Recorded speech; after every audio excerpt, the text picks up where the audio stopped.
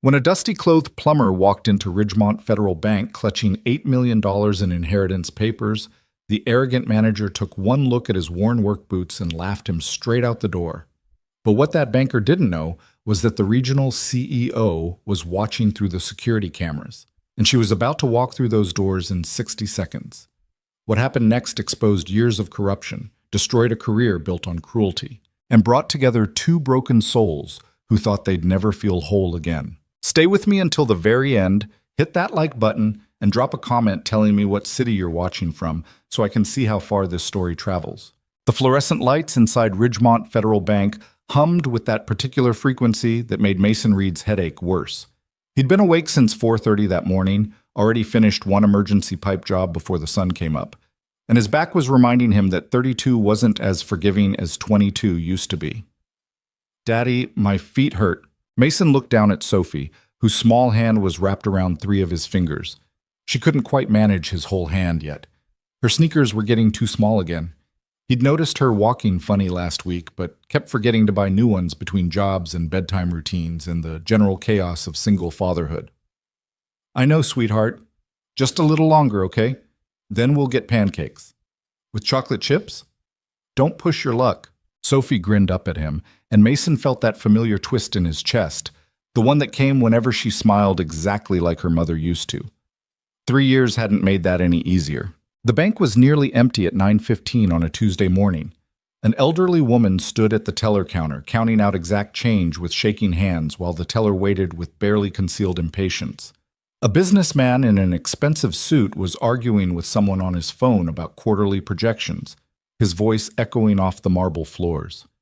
And behind the desk labeled branch manager, a man with perfectly styled silver hair and a tie that probably cost more than Mason's monthly grocery budget was watching them with the kind of expression you'd give a stray dog that wandered into a country club. Mason shifted the leather portfolio under his arm, the one his grandfather's estate lawyer had given him 2 weeks ago, and approached the reception desk.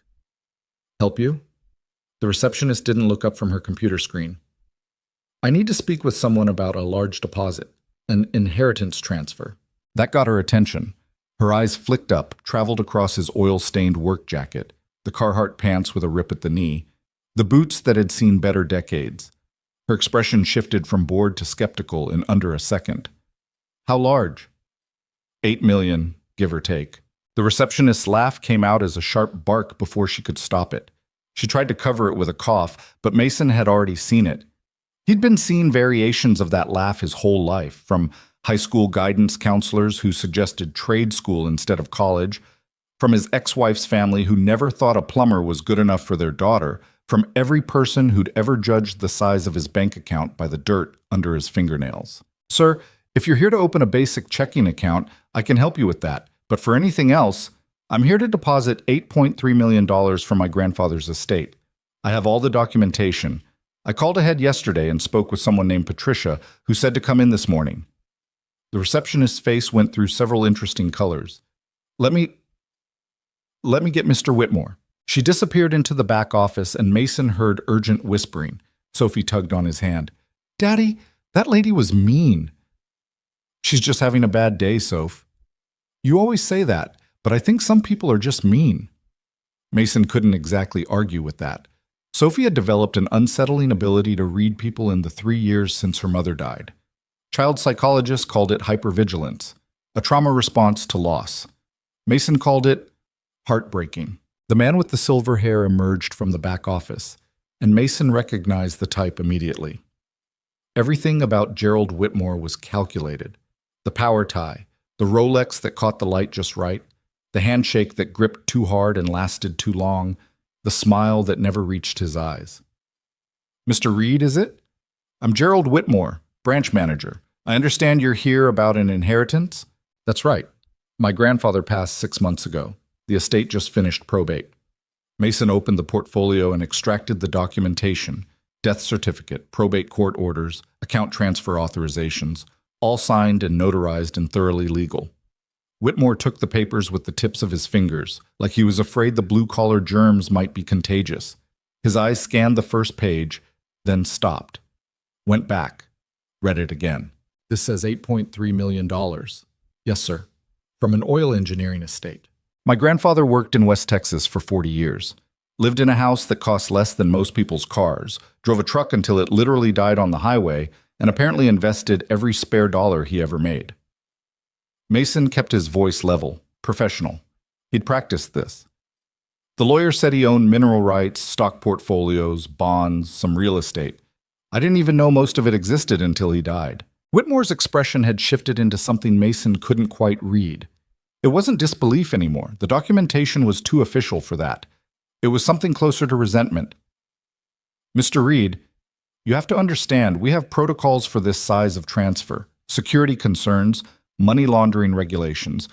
We can't just deposit $8 million because someone walks in with paperwork. I called ahead. Your employee Patricia said everything was pre-approved for this morning.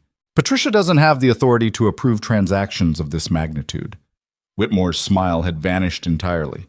I'm going to need to verify every document, run background checks, contact the estate attorney, and submit everything to our fraud prevention department. This could take several weeks.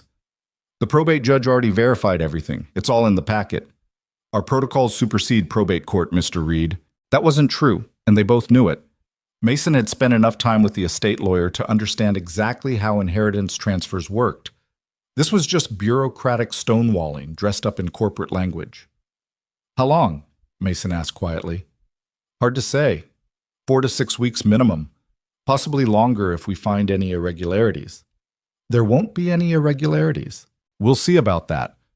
Whitmore set the papers down on his desk without offering to make copies or start any actual processing. I'll have Patricia call you when we've completed our investigation. Sophie had been quietly drawing on a piece of scrap paper the receptionist had given her, but now she looked up at her father with those big dark eyes that missed nothing. Daddy, are we leaving? In a minute, baby. Mason turned back to Whitmore, keeping his voice level even as his jaw clenched. Sir, with all due respect, I've provided every document your bank requires. The estate attorney specifically chose this bank because of your reputation for handling large estate transfers. If there's a legitimate problem with the paperwork, I'm happy to address it. But if this is just what, Mr. Reed? Whitmore's voice had gone cold. Just me doing my job? Just me protecting this institution from potential fraud? Or are you suggesting something else? The air in the bank suddenly felt thick. The elderly woman at the teller window had stopped counting her change. The businessman had paused his phone call. Even the receptionist had frozen at her desk, pretending not to listen while obviously listening to every word. Mason felt Sophie's hand tighten around his fingers. She was 6 years old, but she understood tension the way other kids understood cartoons. He could feel her anxiety radiating up through that small hand, and he hated, absolutely hated, that she had to witness this. I'm not suggesting anything, Mason said finally. I just want to complete a legal transaction. And I want to make sure that transaction is legitimate. We'll be in touch, Mr. Reed. Patricia will validate your parking on the way out. It was a dismissal. A clean, corporate, completely legal dismissal that left Mason with no recourse except to leave or cause a scene, and he wasn't going to cause a scene in front of his daughter. Come on, Sophie, let's go get those pancakes. They were halfway to the door when Whitmore's voice carried across the lobby. Not quite loud enough to be unprofessional, but loud enough to make sure everyone heard.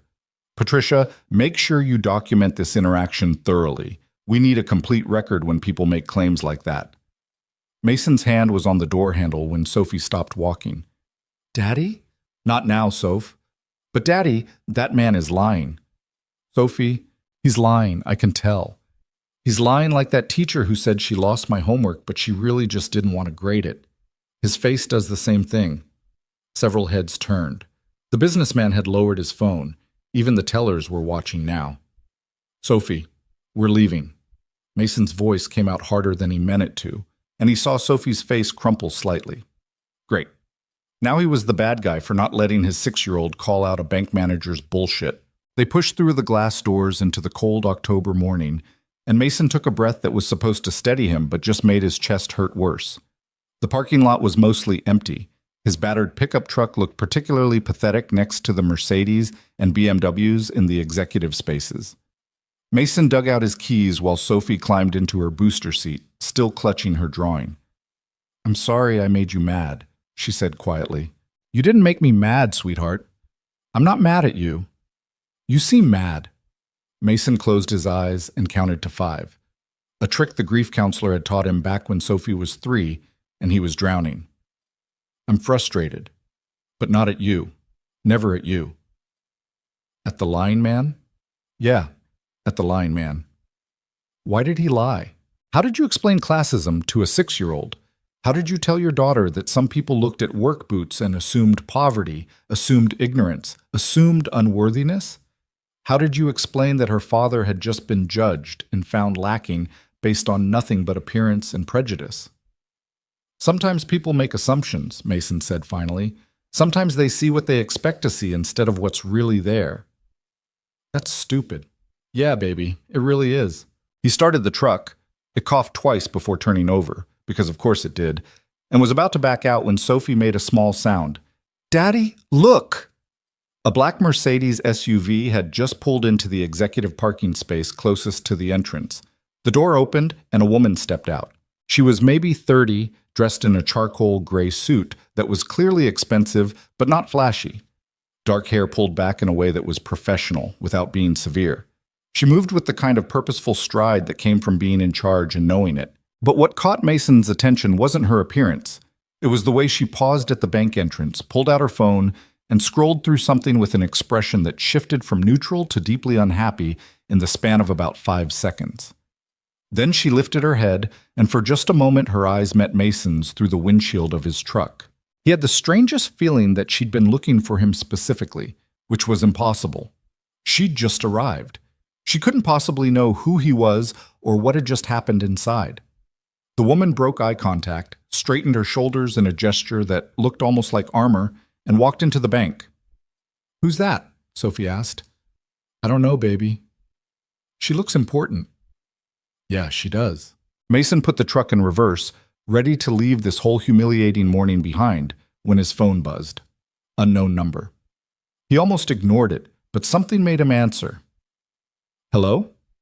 Mr. Reed? A woman's voice, crisp and professional. This is Patricia from Ridgemont Federal Bank. I'm calling to inform you that our regional CEO just arrived for a surprise inspection. She's requested that you return to the bank immediately if you're still in the area.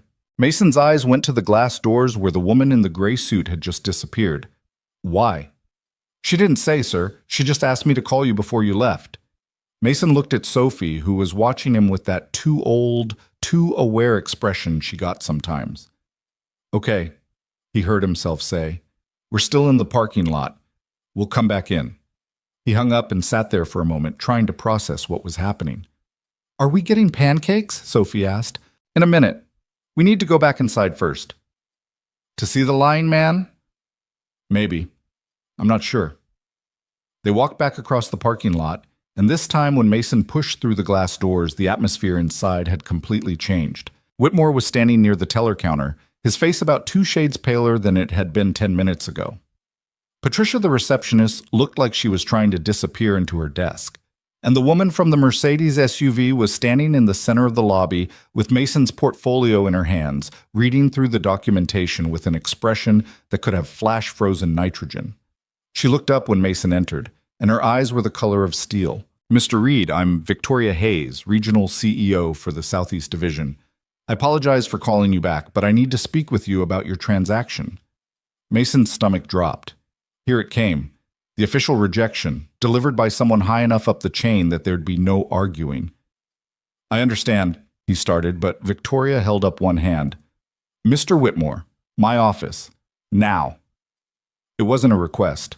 Whitmore followed her into the back like a man walking to his execution, and the door clicked shut behind them. The lobby was completely silent. Even the fluorescent lights seemed to be humming quieter. Sophie tugged on Mason's hand. Daddy, I need to use the bathroom. Okay, sweetheart. It's right over there. Can you go by yourself? I'm 6, Daddy. I can use a bathroom. She said it with such offended dignity that Mason almost smiled. Okay, I'll wait right here. Sophie headed for the restroom, and Mason stood there in the middle of the lobby, very aware that every employee in the building was pretending not to stare at him. The businessman had given up all pretense of his phone call and was openly watching the closed office door. The elderly woman had finished her transaction but hadn't left. Even the tellers had stopped processing their work. 5 minutes passed. Then 10. Then the office door opened and Whitmore emerged looking like he'd aged 10 years. His tie was loosened, his perfect hair was mussed, and his expression was carefully, precisely blank, in a way that suggested a massive effort of will. He walked straight past Mason without making eye contact, grabbed his briefcase from behind the reception desk, and left the building. Just left. Victoria appeared in the doorway, and her expression had shifted into something more controlled but no less intense. "Mr. Reed, would you mind stepping into the office? I'd like to discuss your inheritance transfer. My daughter is welcome to join us. Patricia, could you please bring some paper and crayons to my office?" "Of course, Ms. Hayes." Sophie emerged from the bathroom just then, and Mason guided her toward the back office with a hand on her shoulder. He had no idea what was about to happen, but something told him everything had just fundamentally changed. The office was standard corporate: desk, chairs, filing cabinets, framed certificates on the wall declaring various banking achievements. Victoria gestured for Mason to sit, then crouched down to Sophie's eye level. "Hi there, I'm Victoria. What's your name?" "Sophie." His daughter studied the CEO with that unnervingly direct gaze. "You're not mean like the other man. Thank you. That's good to know." Victoria didn't talk down to her, didn't use that sing-song voice adults always used with kids. She just talked to Sophie like a small person who deserved respect. "Your dad and I need to talk about some boring grown-up stuff. Patricia's bringing you some things to draw with. Is that okay?" "Okay. But if you're mean to my daddy, I'm going to know." Victoria's lips twitched. "I'll keep that in mind." Patricia arrived with supplies, and Sophie settled into a corner chair with the kind of focus she only showed when she was drawing. Mason sat across from Victoria's desk, every muscle in his body tense. Victoria opened the portfolio and spread the documents across her desk in a way that suggested she'd reviewed thousands of similar transfers. "Your documentation is completely legitimate," she said without preamble. "Probate orders are valid. Transfer authorizations are properly executed, and the estate attorney is one of the most respected in West Texas. There is absolutely no reason this transaction should have been delayed." Mason waited for the other shoe to drop. "Mr. Whitmore has been suspended pending a full investigation," Victoria continued. "This isn't the first complaint we've received about his treatment of customers, but it is the most thoroughly documented. We have security footage of your entire interaction." "You were watching?" "I arrived during this middle of your conversation. I have access to all security feeds from my phone." She tapped the device on her desk. "When I saw how he was treating you, I pulled your file immediately. Everything checked out, so I called you back before you could leave." Mason tried to process that. "Why?" "Because Mr. Whitmore was wrong, and this bank was wrong, and you deserved better treatment than you received." Victoria's voice was carefully controlled, but Mason caught something underneath it. Anger, maybe, or shame. "I'm approving your transfer immediately. The full amount will be available in your account within 48 hours. "Just like that?" "Just like that." Mason sat back in his chair and felt something in his chest unclench for the first time in 2 weeks. Since the lawyer had first told him about the inheritance. Since he'd started imagining everything it could mean for Sophie's future. College funds, medical emergencies, a house with a yard, maybe even the breathing room to work less and be home more. "Thank you," he said, and his voice came out rougher than he intended. "Don't thank me for doing what should have been done in the first place." Victoria started gathering the documents, then paused. "Mr. Reed, can I ask you something?" "Sure." "Why this bank? Your grandfather's estate attorney could have recommended any institution in the state. Why Ridgemont Federal?" Mason shrugged. "The lawyer said you had a good reputation for estate transfers, and you're local. I didn't want to drive 3 hours to Dallas every time I needed to access the account. So you chose us for convenience and reputation." "Yeah, that's pretty much it." Victoria's expression did something complicated. "And we repaid that trust by treating you like a criminal." "You didn't. Whitmore did. Whitmore represents this bank. His actions are our actions." She closed the portfolio and slid it across the desk. "I can't undo what happened this morning, but I can make sure it doesn't happen again, to you or anyone else." Sophie looked up from her drawing. "You should fire him. That's what Daddy does when people are bad at their jobs." "Sophie," Mason started, but Victoria actually smiled. "That's solid management advice. I'll take it under consideration." Sophie went back to her drawing, apparently satisfied. Victoria pulled up something on her computer, typed rapidly for a few minutes, then turned the screen toward Mason. This is your new account, $8.3 million transferred from the estate holdings. I've waived all transfer fees and set up a private banking relationship that will give you direct access to a financial advisor whenever you need one. Mason stared at the numbers on the screen. He'd seen the paperwork, heard the lawyer explain it, but somehow seeing it in an actual account with his name on it made it real in a way nothing else had. That's a lot of money. Yes, it is. I don't know what to do with that much money. Most people don't. That's what the financial advisor is for. Victoria pulled up another screen. But there's something else you should know about, something the estate lawyer might not have mentioned yet. What? Your grandfather established a separate trust fund specifically for Sophie. It was set up 20 years ago, long before she was born, designated for future direct descendants.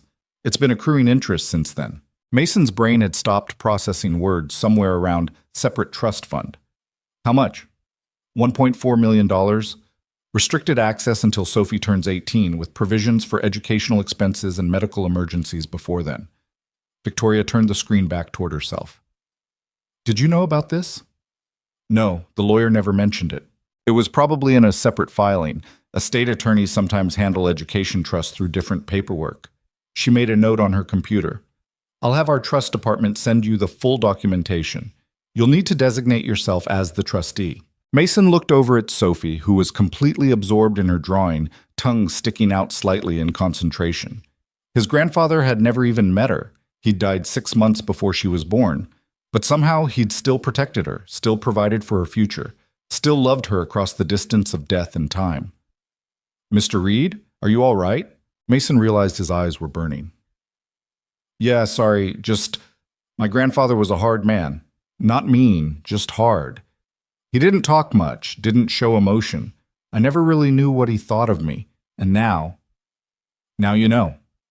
Yeah, now I know. They sat in silence for a moment while Victoria finished processing whatever needed to be processed on her computer. Sophie hummed quietly to herself while she drew. Somewhere outside the office, the bank was returning to its normal rhythm. Customers arriving, transactions processing, the mundane machinery of financial life grinding forward. But in this small office, something had fundamentally shifted. Can I ask you something? Mason said finally. Victoria looked up. Of course. Why did you come here today? To this branch specifically? Her expression shifted into something more guarded. We've had multiple complaints about discrimination, treatment of elderly customers, working-class customers, minorities. Today was supposed to be a routine inspection. But you saw me on the security feed. Yes. And you called me back.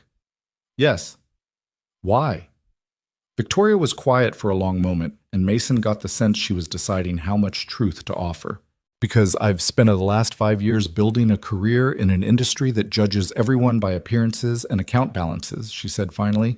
I've sat in meetings where executives laughed about undesirable customers. I've seen good people treated like problems because they didn't fit someone's idea of what wealth looks like. And I'm tired of it. So this was personal. Everything is personal, Mr. Reed. Anyone who tells you otherwise is lying. She closed her laptop with a soft click. Your transfer is complete. Is there anything else I can help you with today? Mason stood, suddenly aware that this conversation was ending and he didn't quite want it to, which was stupid. Victoria Hayes was a CEO who'd just saved him from a humiliating bureaucratic nightmare. She wasn't his friend. She was just someone doing her job with actual competence and human decency. No, that's everything. Thank you again. Sophie, are you ready to go? Victoria asked. Sophie held up her drawing. I made this for you. It was a picture of 3 people, one tall with dark hair and a suit, one medium-sized with messy brown hair, and one small with pigtails.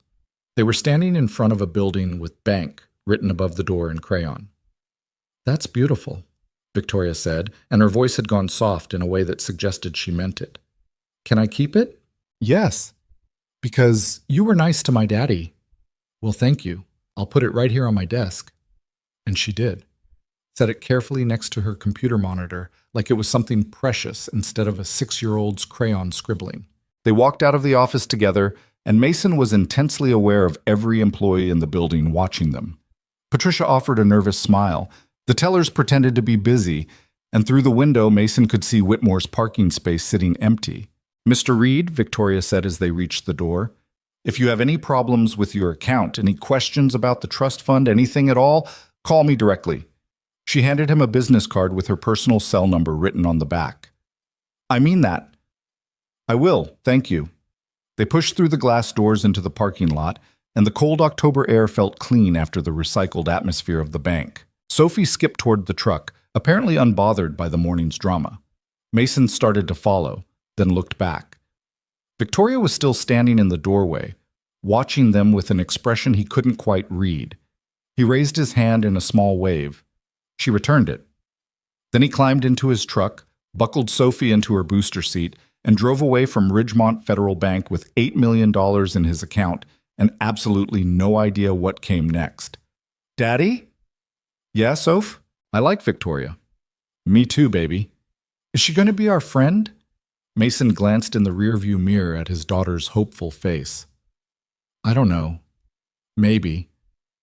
I hope so. She seemed lonely." "What makes you say that?" Sophie shrugged, a gesture she'd picked up from him and now used constantly. "I don't know. She just did. Like she's important, but she doesn't have anyone to be important with." Mason didn't have an answer for that, so he just drove. They got their pancakes, with chocolate chips, because after the morning they'd had, Sophie deserved them. They went to the park and fed ducks stale bread that was probably bad for the ducks, but made Sophie laugh. They picked up groceries and stopped at the hardware store for supplies Mason needed for a job tomorrow. Normal life. Regular routine. The same existence he'd been living for 3 years, just with a significantly different bank balance. That night, after Sophie was asleep, Mason sat at the kitchen table and stared at Victoria's business card. "Personal cell number. Call me directly." He thought about her standing in that office, apologizing for things that weren't her fault. He thought about her crouching down to Sophie's level instead of towering over her. He thought about the way she'd carefully placed a child's drawing on her desk, like it mattered. He thought about his daughter saying she seemed lonely, with the casual certainty of someone who recognized loneliness because she'd lived with it her entire conscious life. Mason flipped the card between his fingers, then set it on the refrigerator under a magnet shaped like a wrench that Sophie had given him for Father's Day. Tomorrow he had 3 jobs scheduled. The day after, he needed to call the estate lawyer about the trust fund paperwork. Next week, Sophie had a dentist appointment. Life went on, same as it always had. Except now, for the first time in 3 years, something felt different. Not fixed, not healed, not complete. Just different. And maybe, just maybe, that was enough to start with. 3 days passed before Mason's phone rang with an unfamiliar number again. He was under a kitchen sink in Mrs. Patterson's house, fighting with a corroded pipe that should have been replaced during the Clinton administration, when his phone buzzed in his pocket. He ignored it. 2 minutes later, it buzzed again with a voicemail notification. "Hand me the wrench, would you?" he called up to Sophie, who was sitting on Mrs. Patterson's kitchen floor doing homework. "The big one or the little one?" "The one that looks like it could win a fight." Sophie giggled and passed him the pipe wrench. Mason wedged himself deeper under the sink, braced his shoulder against the cabinet frame, and pulled. The pipe gave with a shriek of protesting metal and a spray of rust-colored water that hit him square in the face. "Daddy said a bad word," Sophie announced cheerfully. "Sophie, don't—" "Mrs. Patterson, Daddy said the S word." Mrs. Patterson's face appeared above the sink edge, peering down at Mason with amusement. She was 83 and had known Mason since he was Sophie's age. "I've heard worse, honey. Your grandfather said that same word when he fixed this exact sink in 1987. Mason wiped water from his eyes and tried not to think about the fact that he was literally following in his grandfather's footsteps, fixing the same broken pipes in the same small town, wearing the same stained work clothes. The $8 million in his bank account suddenly felt like Monopoly money, colorful but meaningless. He finished the repair, collected his fee. Mrs. Patterson always paid in exact cash and homemade cookies, and loaded Sophie back into the truck. It was only when he was buckled in that he remembered to check his voicemail. "Mr. Reed, this is Victoria Hayes. I have some additional information about Sophie's trust fund that I'd like to discuss with you. Nothing urgent, but I think you'll want to hear it. Give me a call when you have a chance. Her voice sounded different on the phone, more formal, less like the woman who'd crouched down to talk to his daughter, and more like the CEO, who'd suspended a branch manager with 3 sentences. Mason stared at the phone for a long moment. "Who was that?" Sophie asked, cookie crumbs already decorating her shirt. "Remember Victoria from the bank? She called about some paperwork. Are you going to call her back?" "Eventually." "Daddy, that means no." "It means eventually. You always say eventually when you mean no, like when I ask if we can get a dog." Mason pulled out of Mrs. Patterson's driveway and headed toward home, very carefully not examining why he was reluctant to call Victoria Hayes back. It wasn't like she was going to deliver bad news. The trust fund was already established. The money was already there. This was probably just some administrative detail that needed his signature. Except he kept hearing Sophie's voice in his head. She seemed lonely, and he kept remembering the way Victoria had carefully placed that crayon drawing on her desk, like it was the first gift anyone had given her in a long time. "Fine," he muttered. "Fine what?" "Nothing, Soph, just talking to myself." He waited until after dinner, after Sophie's bath, after the bedtime routine of teeth brushing and story reading and checking under the bed for monsters. Then he sat on the front porch with a beer he wasn't really drinking and called Victoria Hayes. She answered on the second ring. "Mr. Reed, thank you for calling back." "Mason's fine. Mr. Reed makes me sound like my grandfather." "All right, Mason." There was a pause and he heard papers rustling. "I wanted to discuss the trust fund in more detail. Are you somewhere we can talk?" "Front porch. Sophie's asleep." "Good. This might take a few minutes." More rustling, then Victoria's voice came back clearer. "The trust fund your grandfather established is more complex than I initially described. It's not just a lump sum for college. It's structured with multiple provisions for Sophie's welfare throughout her life." Mason set down his beer. "What kind of provisions?" "Educational expenses, obviously, but also medical care, housing assistance, business capital if she wants to start a company, even support for creative pursuits if she goes into arts or music.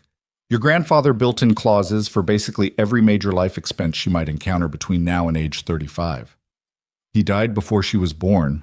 I know, which makes this even more remarkable. He was planning for descendants he'd never meet. Mason looked out at the dark street, at the houses that all looked the same, at the neighborhood where he'd grown up and where Sophie was growing up and where probably her kids would grow up if the pattern held. His grandfather had escaped this place, made something of himself in the oil fields of West Texas, and apparently spent his last decades making sure his family would never struggle the way he had. "There's something else," Victoria said. "The trust includes a provision for discretionary funds before Sophie turns 18, specifically for enrichment activities that expand life experience beyond local opportunities." That's a direct quote from the trust documents. "What does that mean?" "It means if you want to take Sophie to Europe, or enroll her in specialized programs, or expose her to opportunities that wouldn't normally be accessible, the trust will cover it. Your grandfather wanted to make sure she had chances he never did." Mason's throat felt tight. "How much?" "Up to $50,000 per year with quarterly distributions. It's separate from the main trust corpus." $50,000 for a kid who got excited about chocolate chip pancakes and thought the zoo was the pinnacle of entertainment. "I don't know what to do with that," Mason said honestly. "You don't have to decide right now. I just wanted you to know it exists." Victoria paused. "Actually, that's not entirely true. I wanted to know if you were okay." "Why wouldn't I be?" "Because you just inherited life-changing wealth, and in my experience, that's rarely as simple as people think it should be." Mason took a drink of his beer, which had gone warm. "You deal with a lot of inheritances?" "Enough to recognize the patterns. Most people think money solves problems. It doesn't. It just changes which problems you have." "That sounds pretty cynical for a bank CEO. It sounds realistic for someone who's watched too many families destroy themselves fighting over estates." Victoria's voice had gone quieter. "I wanted to make sure you weren't struggling with this alone." "I'm not struggling, I'm just processing." "Good. That's healthy." A pause. "Can I ask what you're planning to do with the inheritance? You don't have to tell me. I'm just curious." Mason hadn't told anyone his plans yet, hadn't even fully articulated them to himself. But sitting on his dark porch talking to someone who seemed to actually want to know, the words came easier than expected. "I want to set up a fund," he said, "for single parents in the county who are struggling. Help with emergency repairs, utility bills, car payments, the kind of stuff that destroys you when you're already barely hanging on. When my wife died, we had medical debt and funeral costs, and I was trying to keep working enough to pay bills while taking care of a 3-year-old who'd just lost her mother. The church helped some. Friends helped some. But mostly I just drowned for about a year." Victoria was quiet for a long moment. "That's a good use of the money." "Yeah, well, my grandfather spent 40 years living cheap, so he could help people he'd never meet. Seems like I should do the same. Most people would buy a new truck. My truck runs fine. It's held together with rust and prayers." Mason laughed despite himself. "You noticed that, huh?" "Hard to miss. It was making concerning noises even in the parking lot. That's just Rex expressing his feelings." "You named your truck Rex?" "Sophie named the truck Rex. I wanted to call it piece of shit, but that seemed inappropriate for a 6-year-old's vocabulary." Victoria's laugh came through the phone, genuine and surprised. "Fair enough." They talked for another 20 minutes about nothing in particular. The logistics of setting up a charitable fund, the upcoming winter weather, Sophie's apparent talent for reading people. It was easy in a way Mason hadn't expected, talking to someone who didn't need anything from him and wasn't trying to fix him. "I should let you go," Victoria said finally. "I'm sure you have an early morning." "Job at 6:30, burst pipe at the elementary school." "Glamorous." "Living the dream." Mason hesitated. "Hey, Victoria?" "Yes?" "Thank you for calling about the trust fund and for everything else." "You're welcome, Mason." He hung up and sat there for a while longer, watching the moths circle his porch light and thinking about parallel lives. In one version, he was a plumber in Ridgemont having a beer on his front porch. In another version, the one that almost happened, he was still drowning in grief and debt, working himself to exhaustion just to keep Sophie fed and sheltered. The inheritance hadn't changed who he was, but it had changed what was possible. He went inside and checked on Sophie, who was sprawled across her bed with her stuffed rabbit clutched in one hand and her other arm flung over her head like she'd passed out mid-declaration. Mason pulled her blanket up and kissed her forehead. "Love you, troublemaker," he whispered. She mumbled something incoherent and rolled over. Mason went to his own room, set his alarm for 5:30, and tried not to think about Victoria Hayes sitting in whatever kind of place a regional CEO lived in, talking to him instead of doing whatever successful people did with their evenings. The next morning, he was elbow deep in the elementary school's heating system when his phone rang again. Different number this time, the main bank line. "This is Mason." "Mr. Reed, this is Patricia from Ridgemont Federal. Ms. Hayes asked me to schedule a meeting with you about the trust fund paperwork. Would you have time this week?" Mason wedged his phone between his shoulder and ear while trying to tighten a connection that kept slipping. "Can't we just do it over the phone?" She specifically requested an in-person meeting, something about complex documentation that needs your signature. "Fine. When? Would Thursday at 2 work? I know that's short notice. Thursday's fine. I'll be there." He hung up and went back to work, trying to ignore the small voice in his head that sounded suspiciously like Sophie asking why he seemed nervous about a simple paperwork meeting. Thursday arrived cold and drizzling. Mason dropped Sophie at school, finished a morning job, and showed up at the bank at exactly 2 o'clock wearing his cleanest work shirt and jeans that didn't have any visible stains. Patricia looked up when he entered and smiled. "Mr. Reed, Miss Hayes is expecting you. Conference room B." The conference room was nicer than Whitmore's old office. Bigger windows, better furniture, and no sense of territorial posturing in the layout. Victoria was already there, spreading documents across the table with the focused efficiency of someone who lived in meetings. She looked up when Mason entered, and something in her expression shifted. Not quite a smile, but warmer than professional neutrality. "Mason, thank you for coming in. You made it sound important." "It is. Sit down. Can Patricia get you coffee? Water?" "I'm fine." Victoria waited until the door closed, then pushed a stack of papers toward him. "These are the trust documents. They need your signature as trustee, plus several disclosure forms about how the funds can be accessed." Mason picked up the first document and immediately felt his eyes glaze over. Legal language had that effect on him. Too many whereases and hereafters and parties of the first part. "Just show me where to sign," he said. "No. Mason looked up, surprised. Victoria pulled the documents back toward herself. You don't sign anything you haven't read. That's rule one of having money. I trust you. That's nice, but irrelevant. You're about to become trustee of a $1.4 million fund for your daughter. You need to understand every clause, every restriction, every provision. So we're going to go through this page by page, and you're going to ask questions about anything you don't understand. That's going to take all day. I don't know half these words. Then I'll explain them. That's literally why I'm here. They spent the next hour going through the documents line by line. Victoria explained terms like corpus and discretionary distribution and fiduciary duty in language that actually made sense. She pointed out clauses that protected Sophie's interests, restrictions that prevented the money from being accessed inappropriately, and provisions that gave Mason flexibility to use the funds for her genuine benefit. This part here, Victoria tapped a section near the end. This is important. It says if you remarry and subsequently divorce, your ex-spouse has no claim on Sophie's trust. The money is protected specifically for her. Mason hadn't even thought that far ahead. Remarriage seemed like something that happened to other people whose first marriages hadn't ended in tragedy. I'm not getting remarried, he said. You might, someday. I'm 32 with a 6-year-old and a job that pays $35,000 a year. I'm not exactly a catch. Victoria gave him a look that was hard to interpret. You're a dedicated father who inherited $8 million and immediately started planning how to help other people. I think you're underestimating your appeal. Mason felt his face heat. Yeah, well, dating's not really on my radar. That's probably smart. Focus on Sophie. The rest will happen when it happens. Victoria turned to the next page. Now, this section covers educational expenses. It's broadly defined, which is good. Includes private school if you decide that's right for her, tutoring, extracurriculars, even educational travel.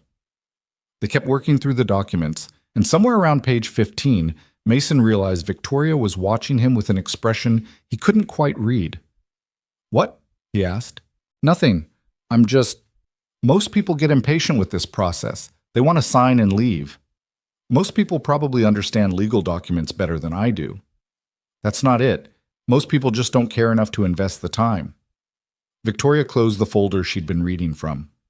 You're a good father, Mason. I'm the only parent Sophie has. I don't get to be anything less than good. That's not how it works for everyone, trust me. There was something in her voice that made Mason look up. Victoria was staring at the documents with an expression that suggested she was seeing something other than legal text. Your parents? He asked quietly. Victoria blinked, and the moment passed. That's not relevant. You brought it up. I didn't bring anything up. You kind of did.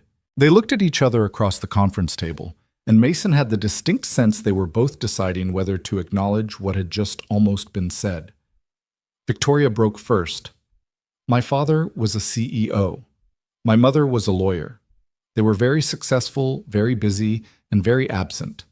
I was raised by nannies and boarding schools and summer camps. They provided everything except presents. I'm sorry. Don't be. It made me independent. But the way she said it suggested independence wasn't something she'd necessarily wanted. Is that why you became a CEO? Following in your father's footsteps? Following in his footsteps would imply I was trying to gain his approval. I'm not. I haven't spoken to either of them in 3 years. Mason didn't know what to say to that, so he just waited. Victoria closed the last folder with more force than necessary. I built my career to prove I didn't need them. And I succeeded.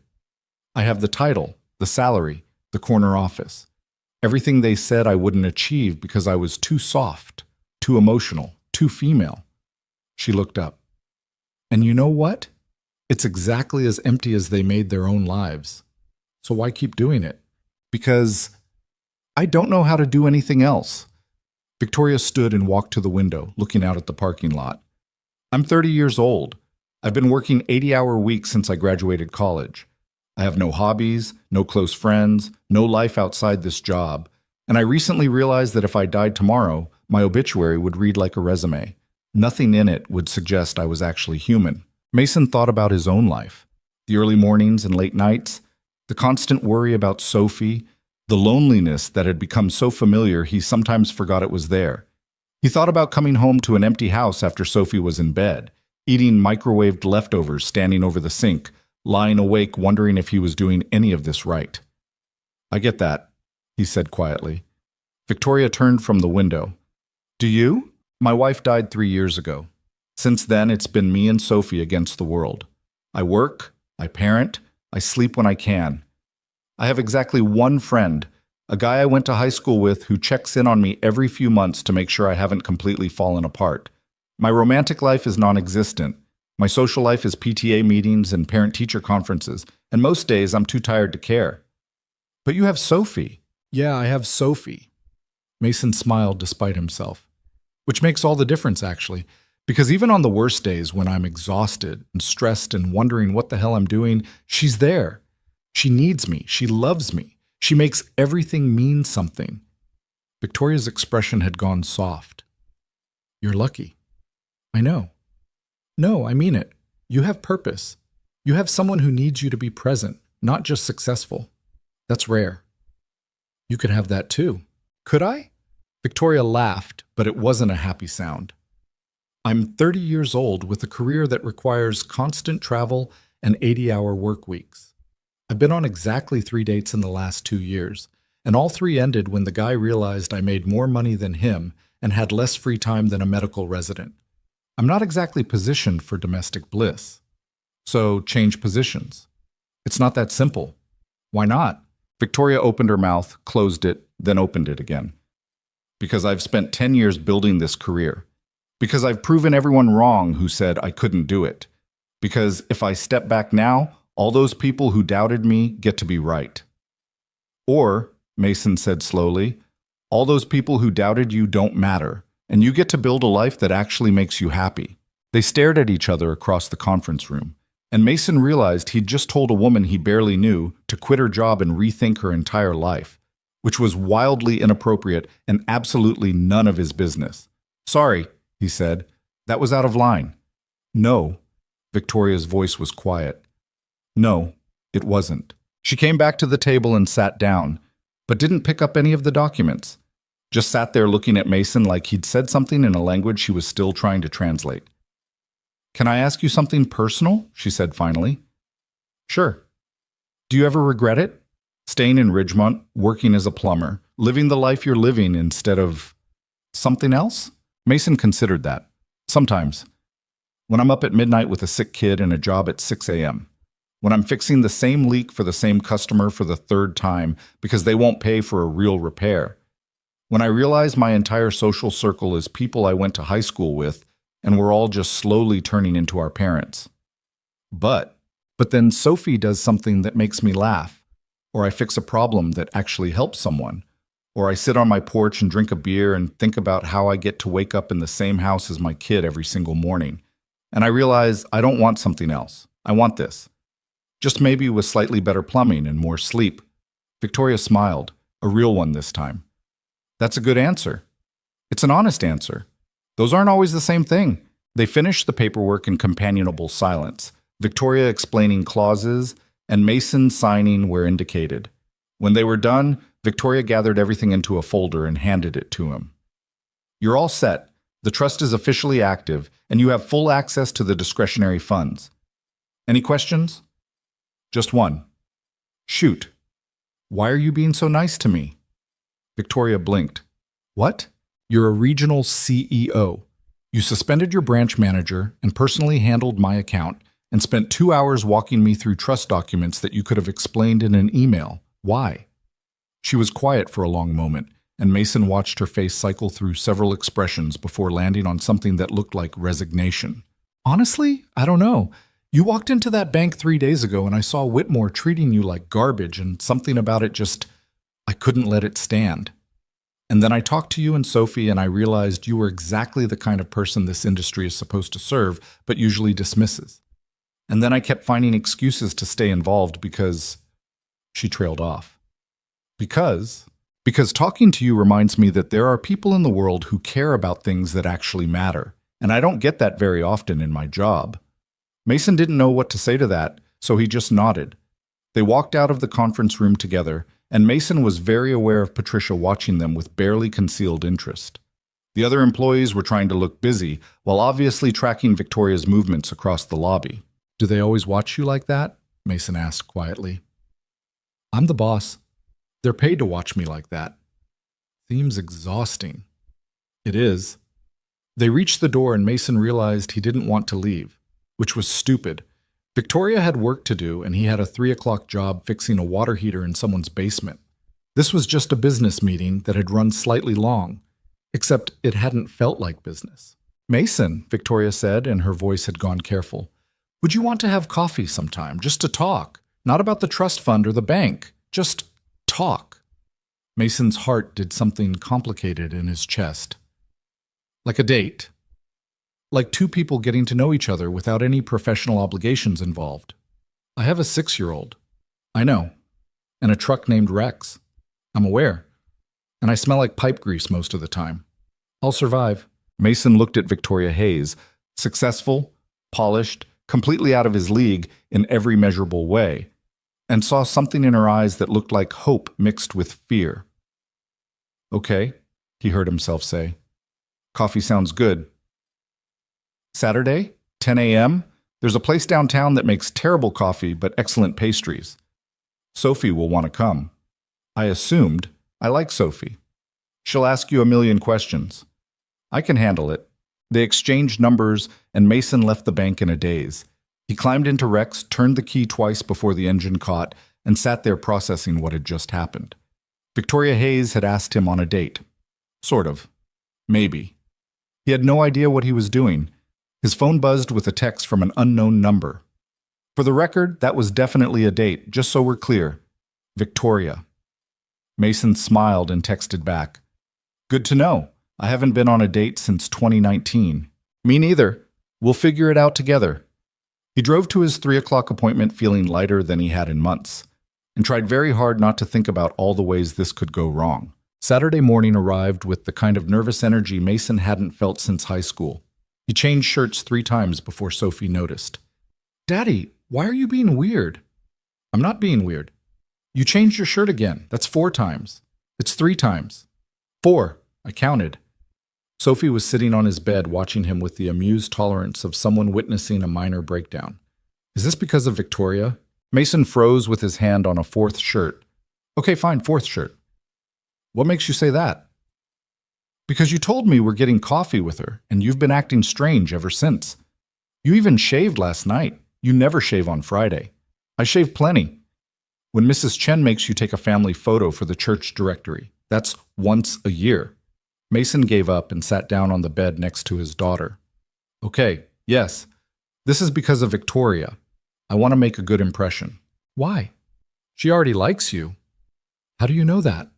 Sophie rolled her eyes with the exasperation only a 6-year-old could muster. "Because she asked us to get coffee." "Duh." "She might just be being nice." "Daddy, you're being dumb." "Sophie, you are. She drew with me and she put my picture on her desk, and she looks at you like Miss Rodriguez looks at Principal Martinez when she thinks nobody's watching." Mason blinked. "How do you even know about that?" "Everyone knows about that. They hold hands in the parking lot after school." Sophie stood up and patted his shoulder with grave seriousness. "Wear the blue one. It makes your eyes look less tired." So Mason wore the blue one and they drove to the coffee shop in Rex, who started on the first try for once. Small miracles. Victoria was already there when they arrived, sitting at a corner table by the window. She was wearing jeans and a sweater instead of her usual suit, and Mason had the disorienting realization that she looked younger like this, less like a CEO and more like a person. She stood when she saw them, and her smile was nervous. Mason found that oddly reassuring. "Hi," she said.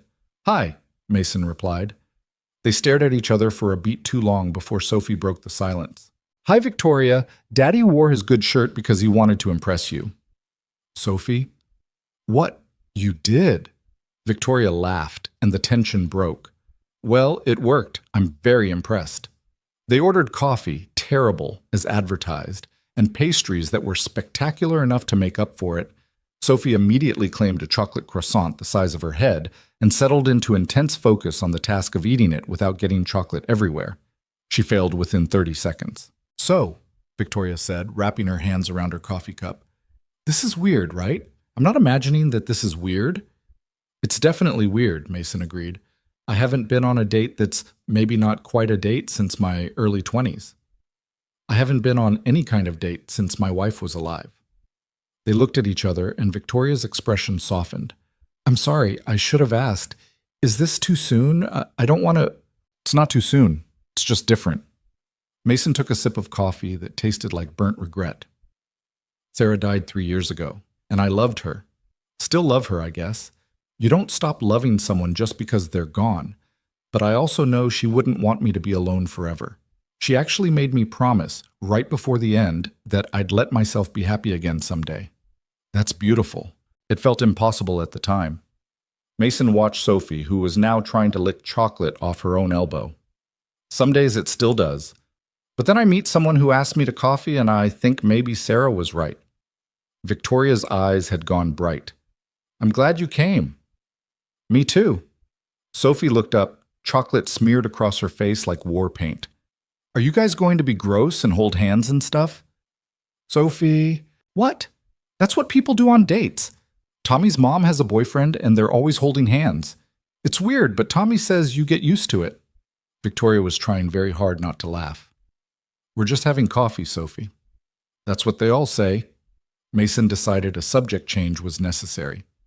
So, Victoria, tell us something about yourself that has nothing to do with banking. Victoria considered that, turning her coffee cup in slow circles. I don't know if I have anything. Everyone has something. No, I mean it. My entire adult life has been work. I can tell you about quarterly earnings and risk assessment protocols and federal banking regulations. But hobbies? Interests outside the office? I honestly don't know what those would be anymore. What about before? When you were a kid? I wanted to be a veterinarian. I was obsessed with animals. Had a whole collection of books about marine biology and wildlife conservation. Victoria smiled at the memory. My parents thought it was a phase. When I told them I wanted to study zoology in college, my father laughed and said I'd grow out of it once I understood how the real world worked. Did you? Grow out of it? No. I just buried it under business school and internships and climbing the corporate ladder. She took a sip of her terrible coffee. I can't remember the last time I even thought about that dream. Sophie had been listening with the intensity she usually reserved for cartoon plot twists. Do you still like animals? I do, actually. We're going to the zoo next weekend, Sophie announced. You should come with us. Mason felt his face heat. Soph, we can't just invite... Why not? You said we were going. She likes animals. It makes sense. Victoria was smiling now, really smiling. I would actually love that, if it's okay with your dad. It's okay with my dad, Sophie said with absolute certainty. Mason looked at his daughter, then at Victoria, then back at his daughter. Apparently it's okay with me. Excellent, Sophie said. Now, can I get another croissant? No. Half a croissant? You still have half of that one. This is the old half. I want a new half. That doesn't make any sense. You don't make any sense. Victoria laughed, and it was such a genuine sound that Mason found himself laughing too. They spent the next hour talking about nothing important. Sophie's school, Mason's worst plumbing disasters, Victoria's spectacularly failed attempt at learning to cook during the first pandemic lockdown. I set off the fire alarm making scrambled eggs, Victoria said. Scrambled eggs! The firefighters were very polite about it, but I saw them laughing when they left. How do you burn scrambled eggs? I have no idea. I followed the recipe exactly, but somehow they went from liquid to carbon without any middle stage. That's actually impressive. I ordered takeout for 6 months after that.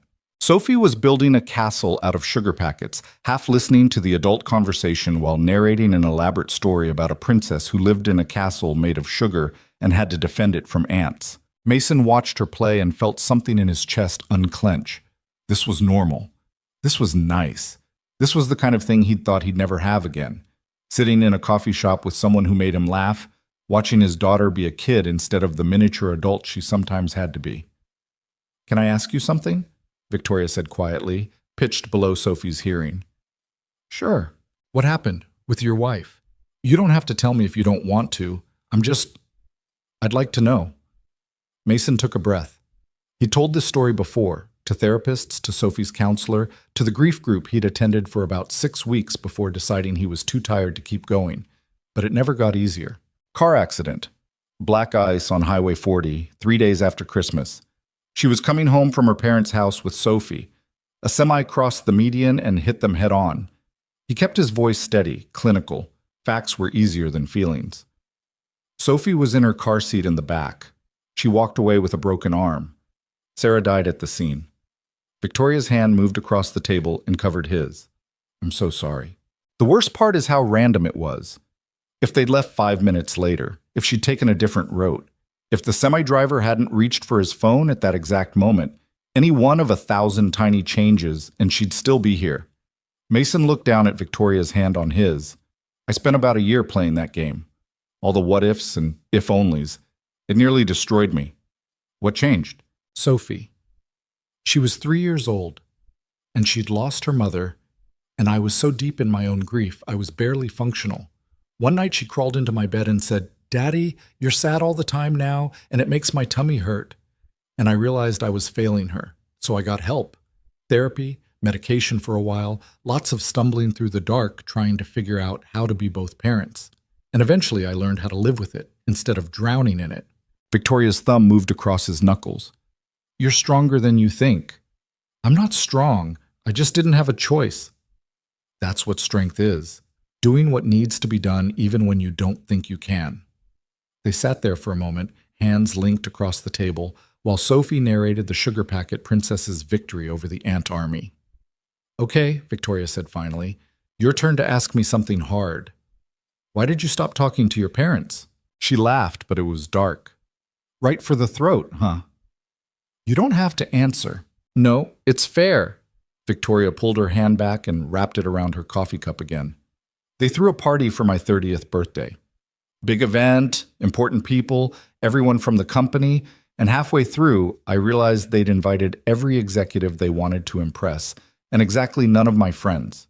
Because they didn't know who my friends were. Didn't even know if I had friends. They'd thrown a party for themselves and called it my birthday. That's awful. That was normal. Everything was always about appearances and advancement and doing whatever served their agenda.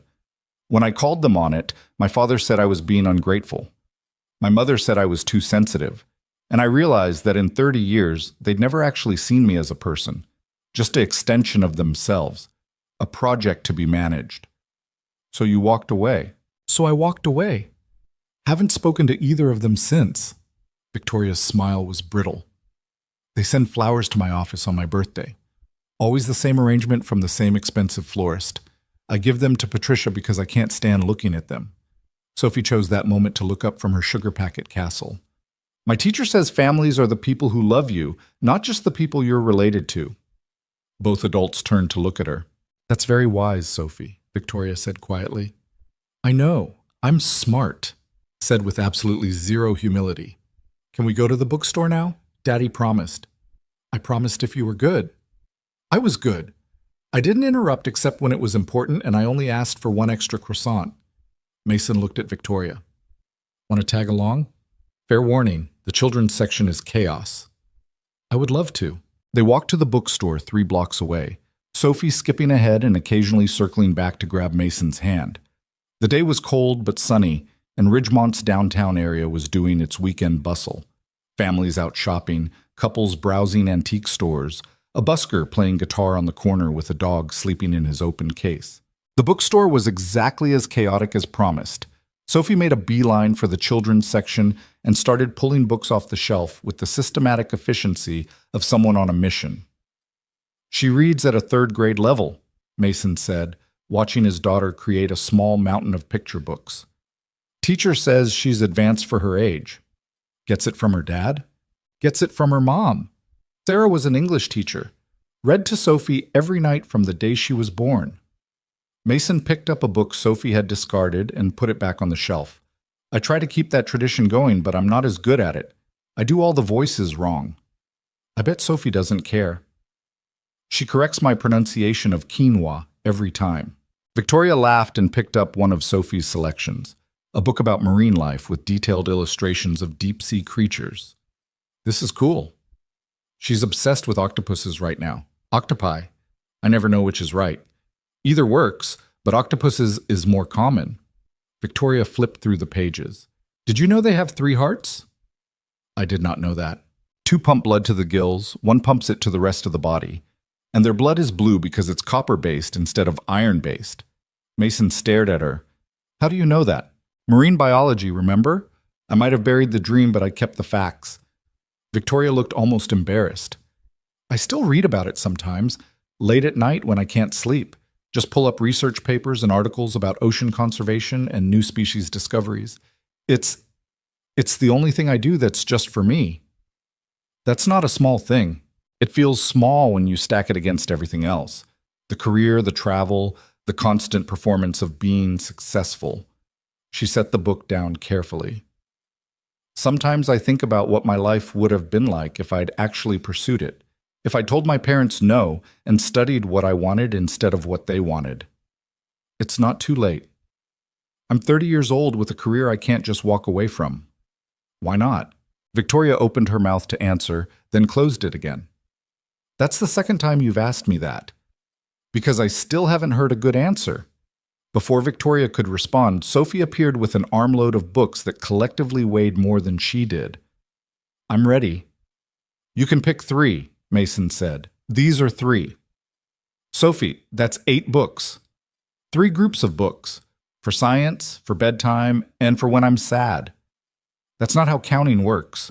They negotiated down to 4 books. Mason was a soft touch, and everyone knew it. While they waited in line to pay, Sophie leaned against Victoria's leg with the casual affection of someone who'd decided they were friends. Do you have kids? Sophie asked. No, I don't. Do you want kids? Sophie, Mason started, but Victoria waved him off. I never really thought about it, she said honestly. My job doesn't leave much room for a family. That's sad. Maybe, but it's the choice I made. Sophie considered this with the gravity of a tiny philosopher. Daddy says you can always make different choices, even when you think you can't. Victoria looked over Sophie's head at Mason, and her expression was complicated. Your dad is pretty smart. I know, Sophie said. He fixed the mayor's toilet once. The mayor said he was a genius.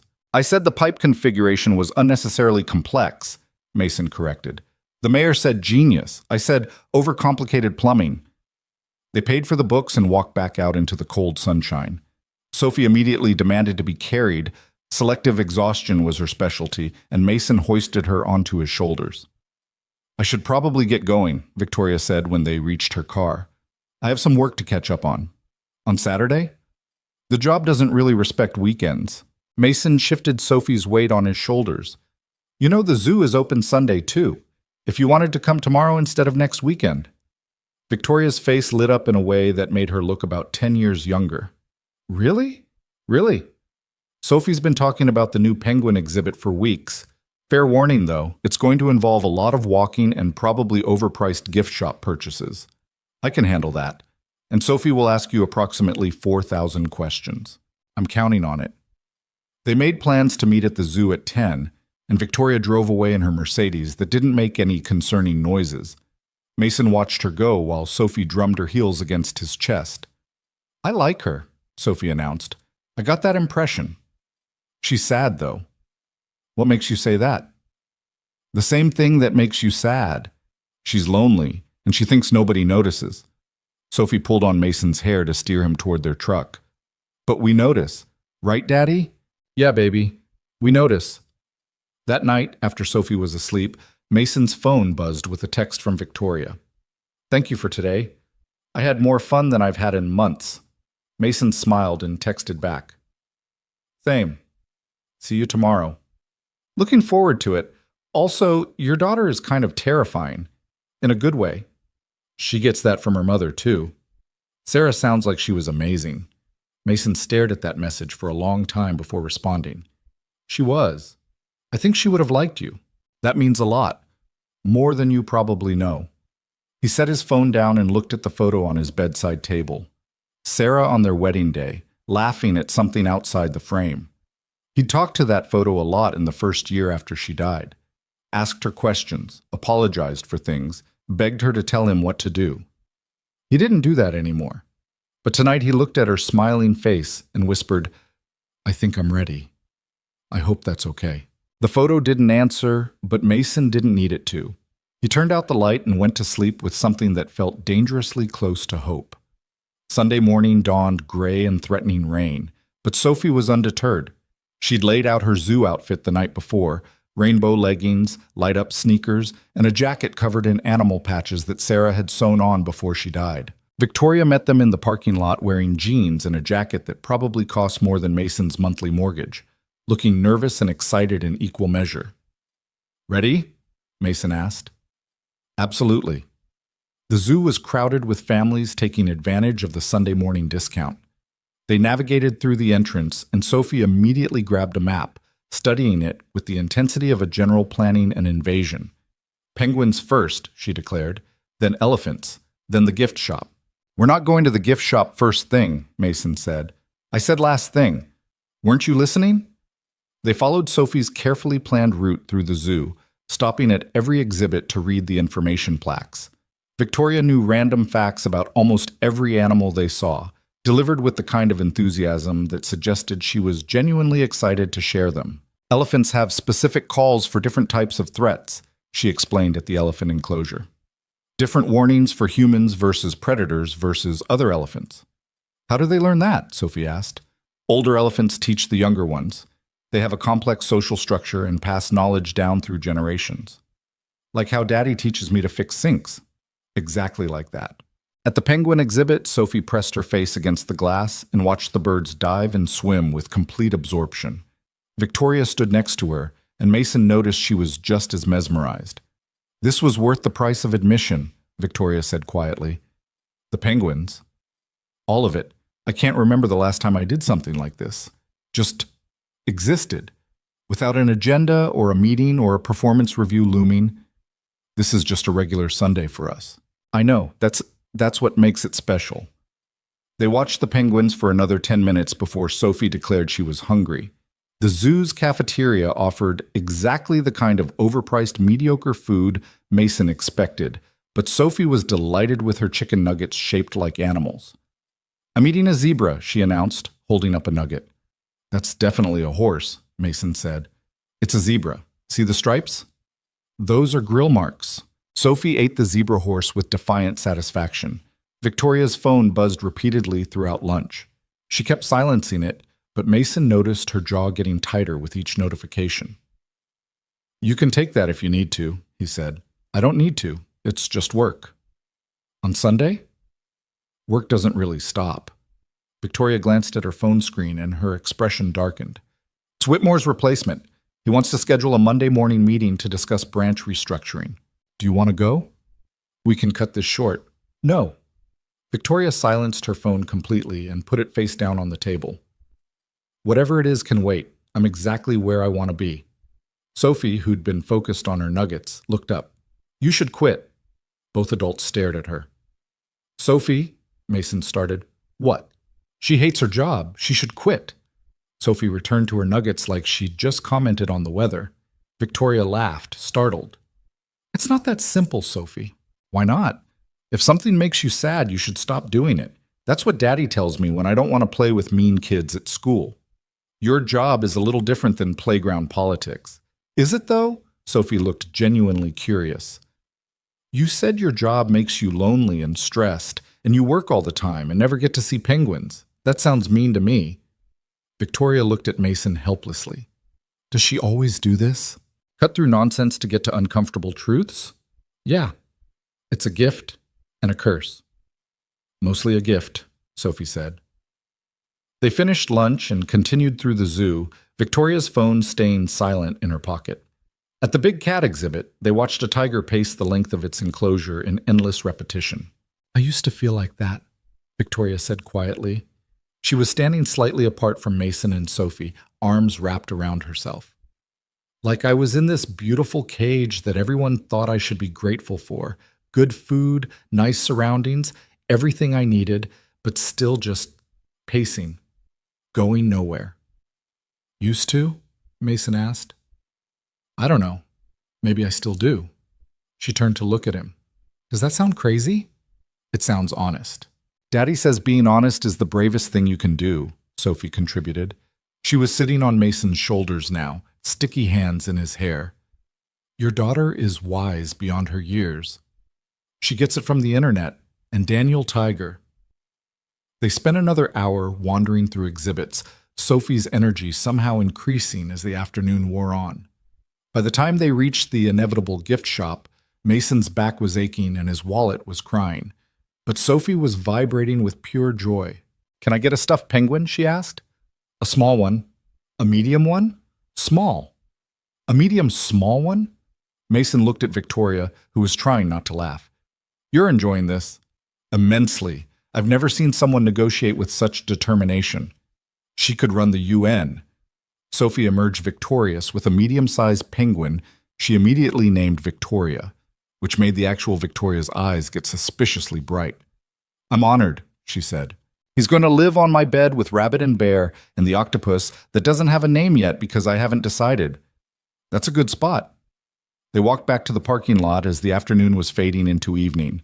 Sophie was draped over Mason's shoulder like a sleepy barnacle, clutching her new penguin and humming tunelessly.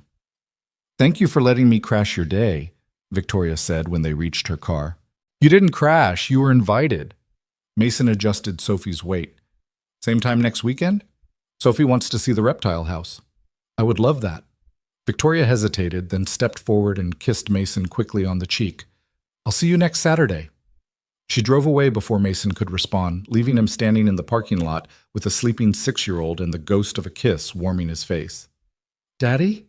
Sophie mumbled into his shoulder. Yeah, baby? I really like Victoria. Me too. Like? The way Tommy likes Melissa? Maybe. I don't know yet. I hope you figure it out. She makes you smile different. Different how? Like you're not pretending anymore. Mason carried his daughter to the truck and buckled her into her booster seat, her new penguin clutched tight in her sleep-slack hands. He sat in the driver's seat for a moment before starting the engine, watching Victoria's taillights disappear around a corner. Sophie was right. He wasn't pretending anymore. And that was terrifying and wonderful in equal measure. The following week settled into a rhythm that felt both familiar and entirely new. Mason worked his regular jobs, picked Sophie up from school, made dinner that was never quite as good as he wanted it to be. But now his phone buzzed with texts from Victoria throughout the day. Photos of terrible coffee, complaints about meetings that could have been emails, questions about what 6-year-olds liked because she'd seen something at a store and thought of Sophie. On Wednesday afternoon, Mason was replacing a garbage disposal when his phone rang. Victoria's name on the screen. Hey, he answered, wedging the phone between his shoulder and ear. Give me 1 second. Take your time. He finished tightening the connection, tested it, then wiped his hands on his pants and picked up the phone properly. Okay, I'm back. What's up? Are you busy Friday night? Mason's schedule was never busy in the way Victoria probably meant. Define busy. Sophie have school the next day? Yeah, but her bedtime's 8. After that, I'm free. Good. I want to show you something. Can you meet me at the bank at 9? At night? I know it's weird, but trust me. Mason looked at the garbage disposal he'd just installed, then at Mrs. Chen, who was watching him with barely concealed interest from the kitchen doorway. Okay, 9 o'clock Friday. Should I bring anything? Just yourself. She hung up, and Mason stood there holding his phone while Mrs. Chen smiled knowingly. New girlfriend? She asked. It's not like that. That's what they all say. Friday night arrived cold and clear. Mason dropped Sophie at his friend Mike's house. Mike owed him about 17 babysitting favors and was happy to finally pay one back. Sophie went willingly, especially after learning Mike's wife had made cookies. Be good, Mason told her. I'm always good. Be extra good. Where are you going? To meet Victoria. Sophie's face split into a grin. Is this a date? I don't know what this is. Wear your blue shirt. I'm already wearing it. I know. That's how I knew it was a date. Mason arrived at Ridgemont Federal Bank at exactly 9 o'clock. The parking lot was empty except for Victoria's Mercedes and one light burning in the upstairs office. He tried the front door, locked. He was about to call Victoria when the door opened from inside. She was wearing jeans and a sweater, hair down instead of pulled back, and she was holding 2 bottles of beer. Come on, she said. We're going upstairs. Is this legal? I'm the regional CEO. Everything I do here is legal. They climbed the stairs to the second floor, past the conference rooms and executive offices, to a door marked Roof Access, authorized personnel only. We're going on the roof? Mason asked. Trust me. The roof was flat and empty except for HVAC units and a small section near the edge where someone had set up 2 folding chairs and a blanket. The view overlooked downtown Ridgemont. Not much to see, but the lights were pretty against the dark sky. I come up here sometimes, Victoria said, handing Mason a beer. When the office feels too small and I need to breathe, nobody else knows about it. They sat in the folding chairs, and Mason took a sip of beer that was significantly better than the stuff he usually bought. So, he said, you brought me to the roof of a bank to drink beer. I brought you to my secret spot to tell you something I haven't told anyone else. Mason turned to look at her. Victoria was staring out at the lights, fingers wrapped tight around her beer bottle. I'm quitting, she said.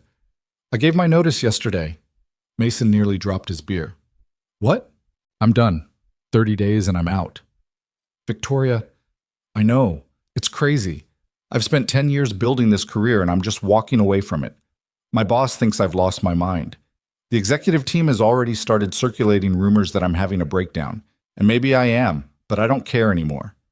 She took a long drink of her beer and Mason waited. That day at the zoo, Victoria continued, Sophie asked why I don't just quit if my job makes me miserable. And I gave her all the usual excuses about responsibility and career trajectory and financial obligations. But the truth is, I was scared. I've been this person for so long, the successful one, the one who proved everyone wrong, that I don't know who I am without it. And now?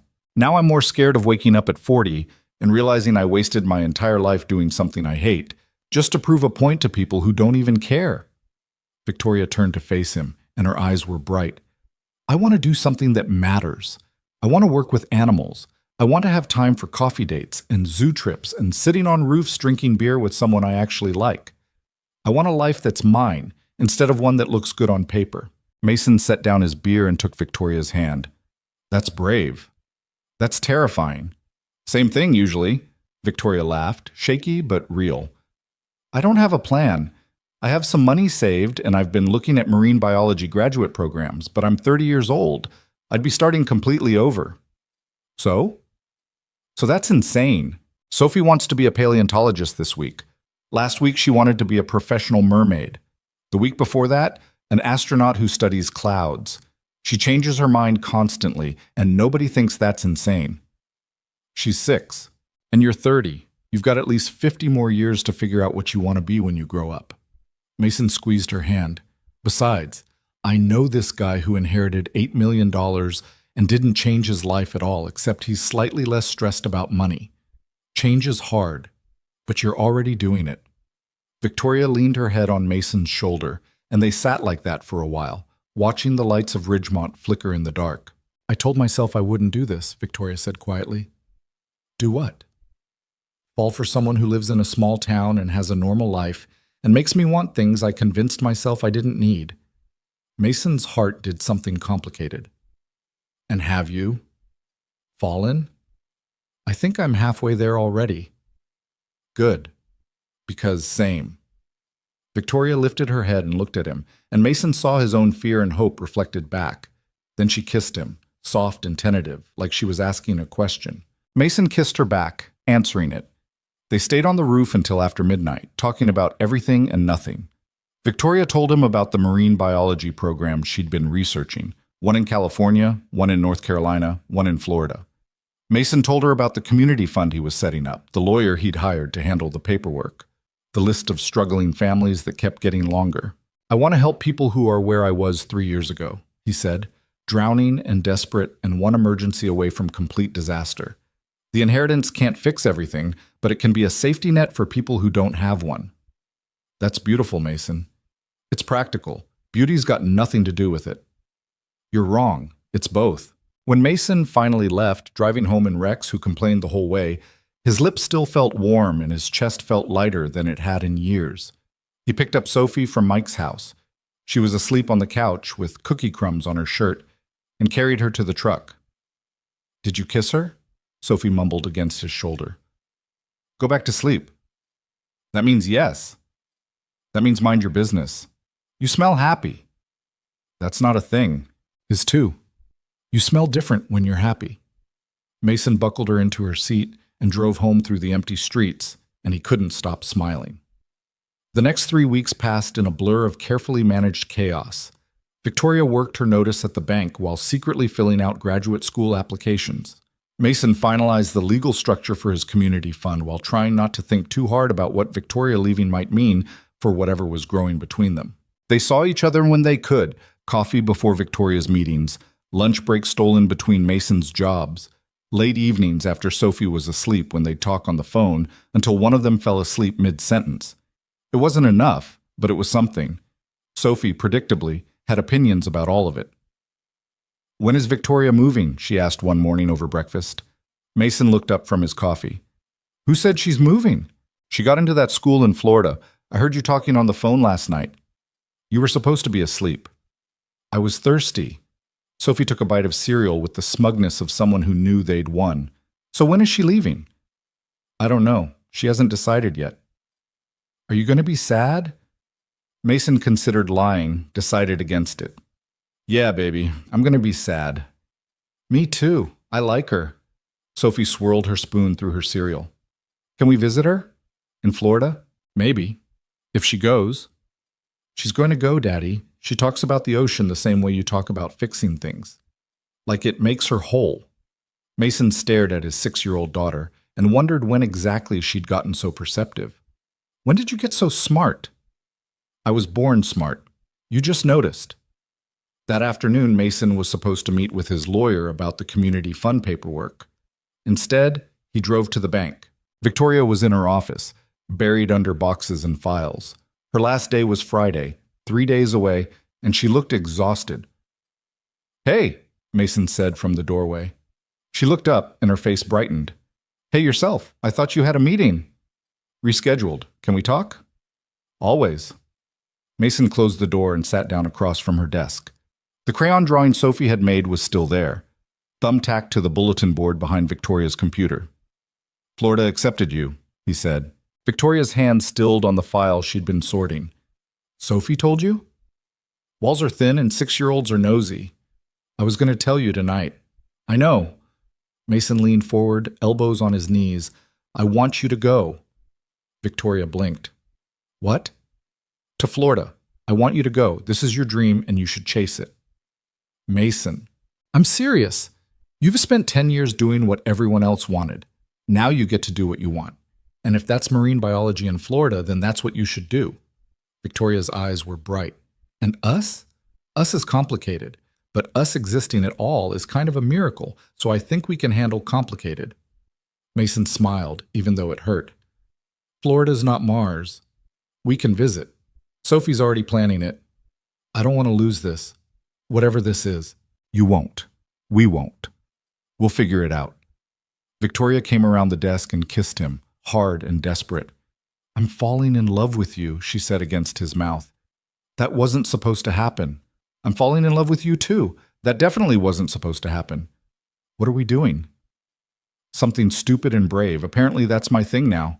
They stood there holding each other while the bank buzzed with activity around them, and Mason tried to memorize this moment. Victoria in his arms, the future uncertain but possible, his heart full for the first time in 3 years. Victoria's last day at the bank arrived with the kind of fanfare Mason expected. The corporate office sent flowers and a plaque thanking her for her service. Her staff threw a party in the break room with store-bought cake and awkward speeches. And Victoria stood there smiling and accepting congratulations while looking like she wanted to be anywhere else. Mason and Sophie showed up at 4 o'clock, just as the party was winding down. Patricia saw them first and waved them over.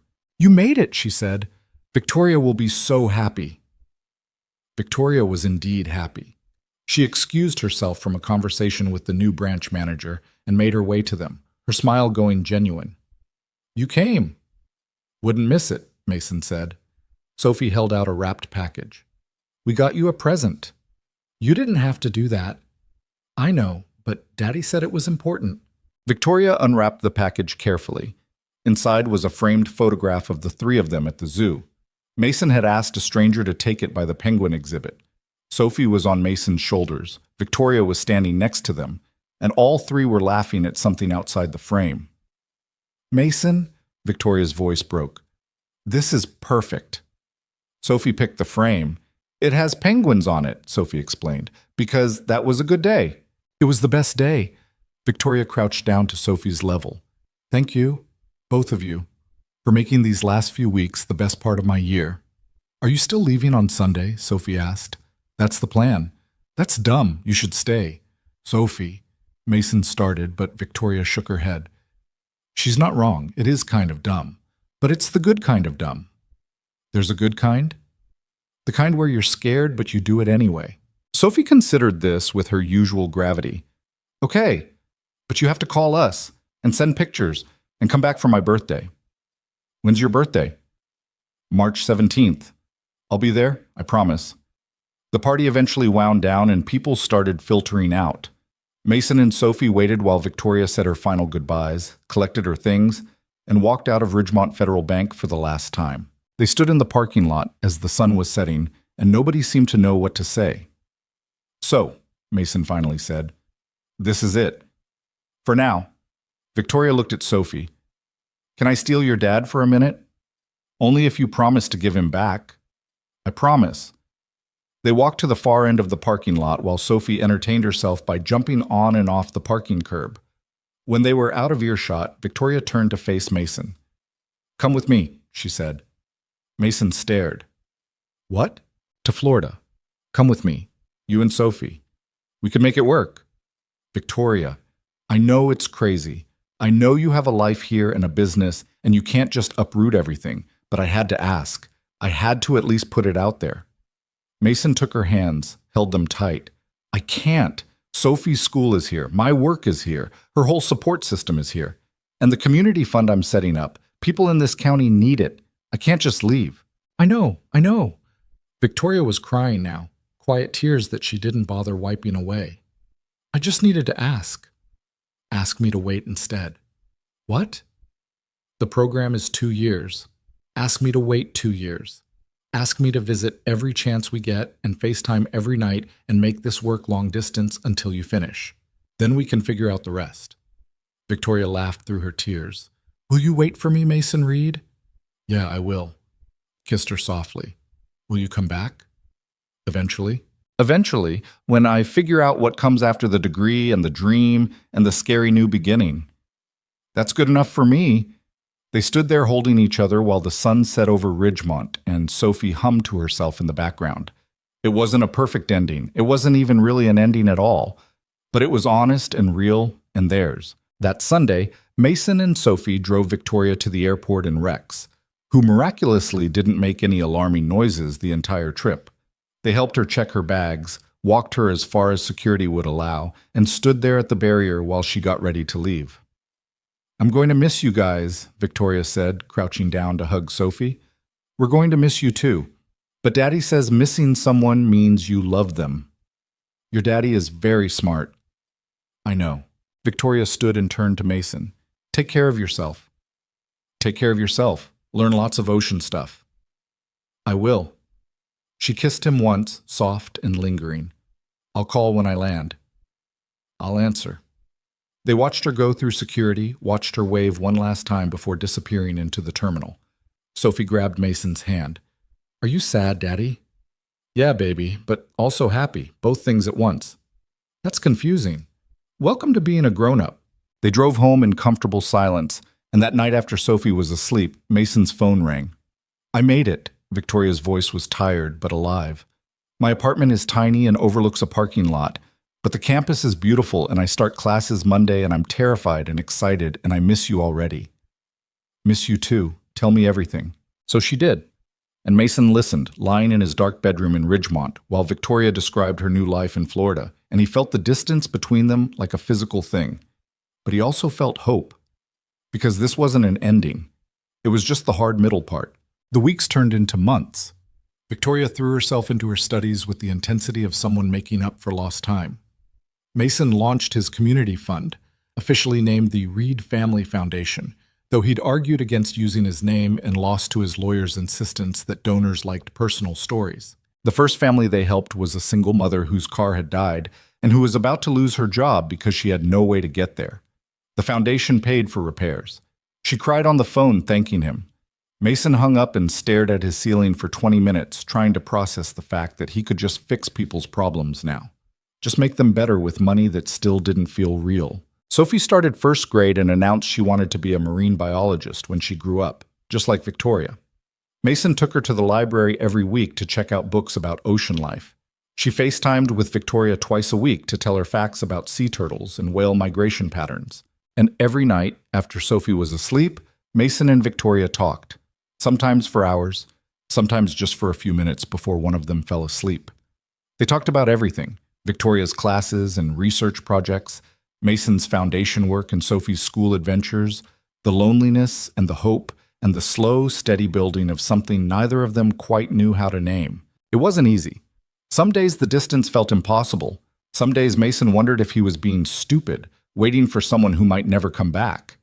Some days Victoria called crying because she was overwhelmed and exhausted and doubting every choice she'd made. But they kept going. 3 months in, Mason got a letter forwarded from his grandfather's estate lawyer. It had been sitting in a safe deposit box, missed during the initial estate processing. The envelope was yellowed with age, addressed in his grandfather's careful handwriting. Mason opened it alone at his kitchen table, late at night with a cup of coffee gone cold. The letter was short. His grandfather had never been much for words. "Mason," it read, "if you're reading this, I'm gone and you found the money I set aside. I hope it helps. I hope it makes your life easier. But more than that, I hope it makes you brave. I spent 40 years working myself half to death because I was too scared to want anything more than survival. By the time I figured out what mattered, most of my life was behind me. Don't do what I did. Don't wait. The money's not the gift, son. Permission to live the life you want, that's the gift. Don't waste it. And tell my great-granddaughter I love her, even though I never got to meet her. Tell her to be brave, too." Mason read the letter 3 times, then called Victoria, even though it was past midnight. "Hey," she answered, voice thick with sleep. "Everything okay?" "Yeah, everything's okay. I just needed to hear your voice." "You've got it. What's going on?" "I got a letter from my grandfather. He left it for me. About being brave and not wasting life and choosing what matters." "What does it say?" Mason read it to her, word for word, and when he finished, there was a long silence on the other end of the line. "Your grandfather was right," Victoria said finally. "Permission to want things, that's everything." "Yeah, it is." "Mason? Yeah? I'm glad you're waiting for me. I'm glad you're worth waiting for." They talked until the sun came up, and when Mason finally hung up to get Sophie ready for school, he felt like something had shifted.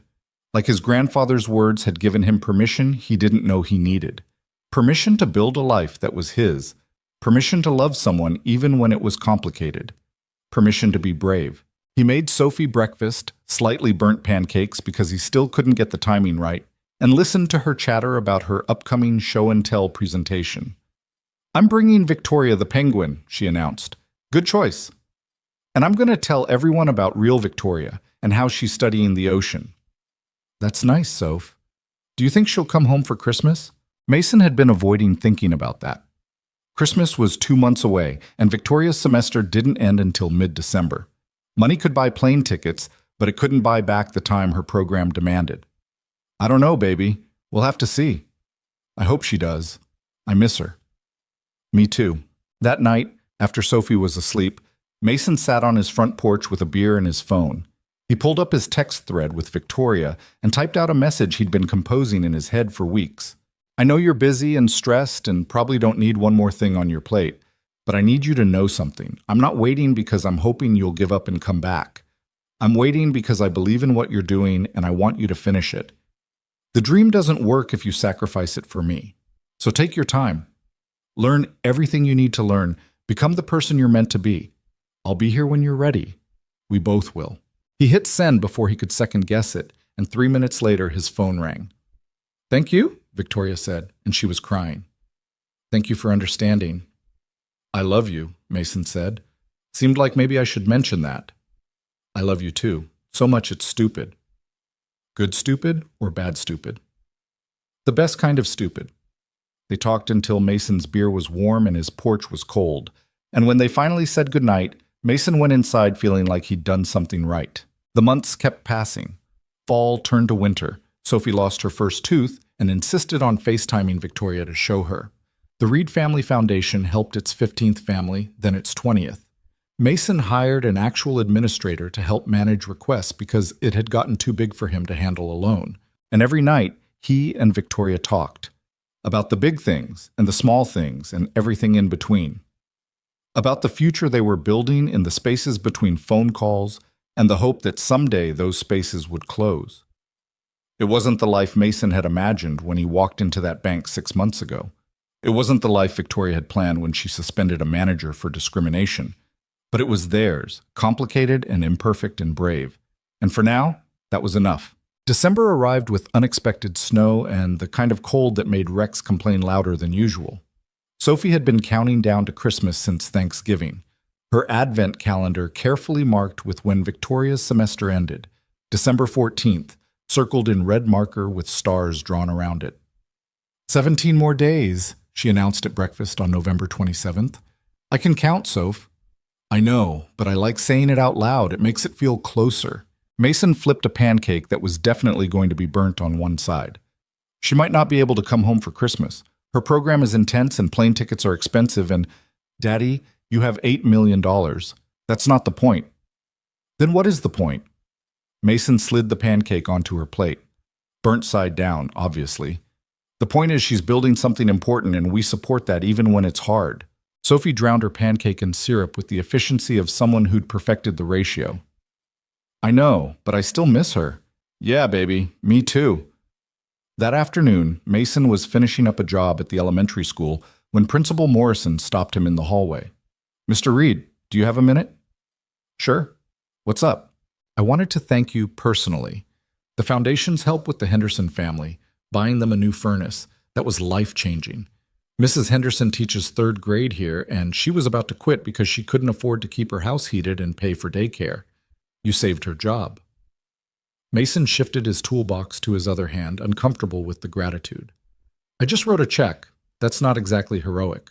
It is to her, and to the 12 other families you've helped in the last 4 months. Principal Morrison smiled. You're doing real good here, Mason. Your grandfather would be proud. Mason drove home with those words sitting heavy in his chest. Proud. His grandfather had never said that word to him once while he was alive. But somehow, through money and letters and trust funds set up for people he'd never meet, the old man was still teaching him things. That night, after Sophie was asleep, Mason called Victoria. Hey you, she answered.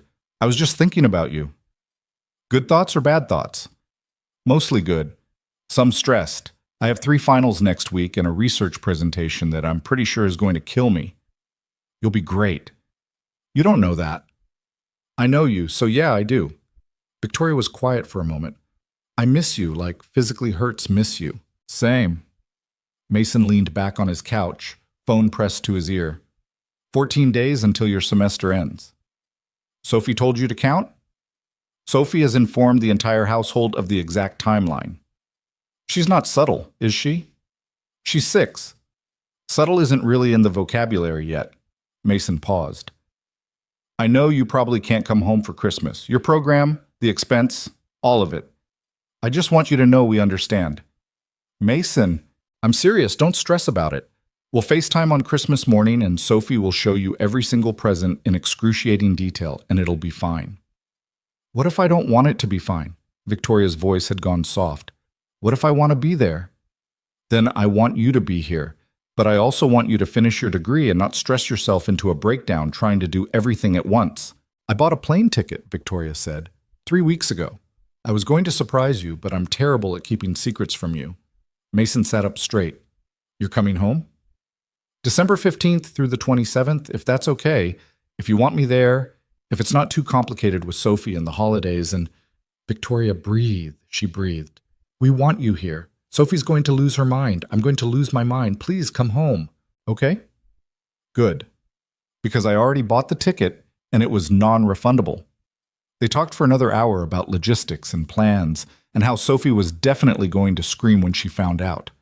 When they finally hung up, Mason sat on his couch grinning like an idiot at nothing. He waited until morning to tell Sophie. She was eating cereal and reading a book about dolphins when Mason sat down across from her. "Hey, Soph, I have news." She looked up, suspicious. "Good news or bad news?" "Good news. Victoria's coming home for Christmas." The shriek that came out of Sophie could have shattered glass.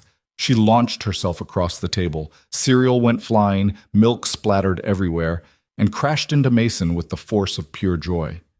"Really? Really, really? Really, really, December 15th. That's in 13 days. I know. We need to clean the house and bake cookies and make her a welcome home sign. And Sophie was vibrating with excitement. Can she stay with us? Please, please, please." Mason had been thinking about that. His house had 3 bedrooms.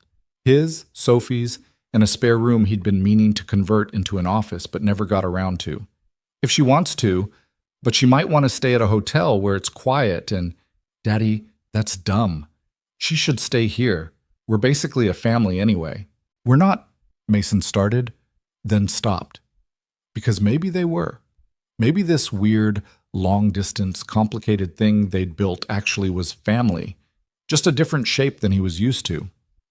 "Okay," he said. "If she wants to stay here, she can stay here." Sophie's grin could have lit up the entire house. The next 13 days were a blur of preparation that Sophie managed like a tiny military general. The house got cleaned to within an inch of its life. They baked 3 different kinds of cookies. Only one batch got burnt. Sophie made a welcome home sign that used an entire package of glitter and would probably be shedding sparkles until next summer.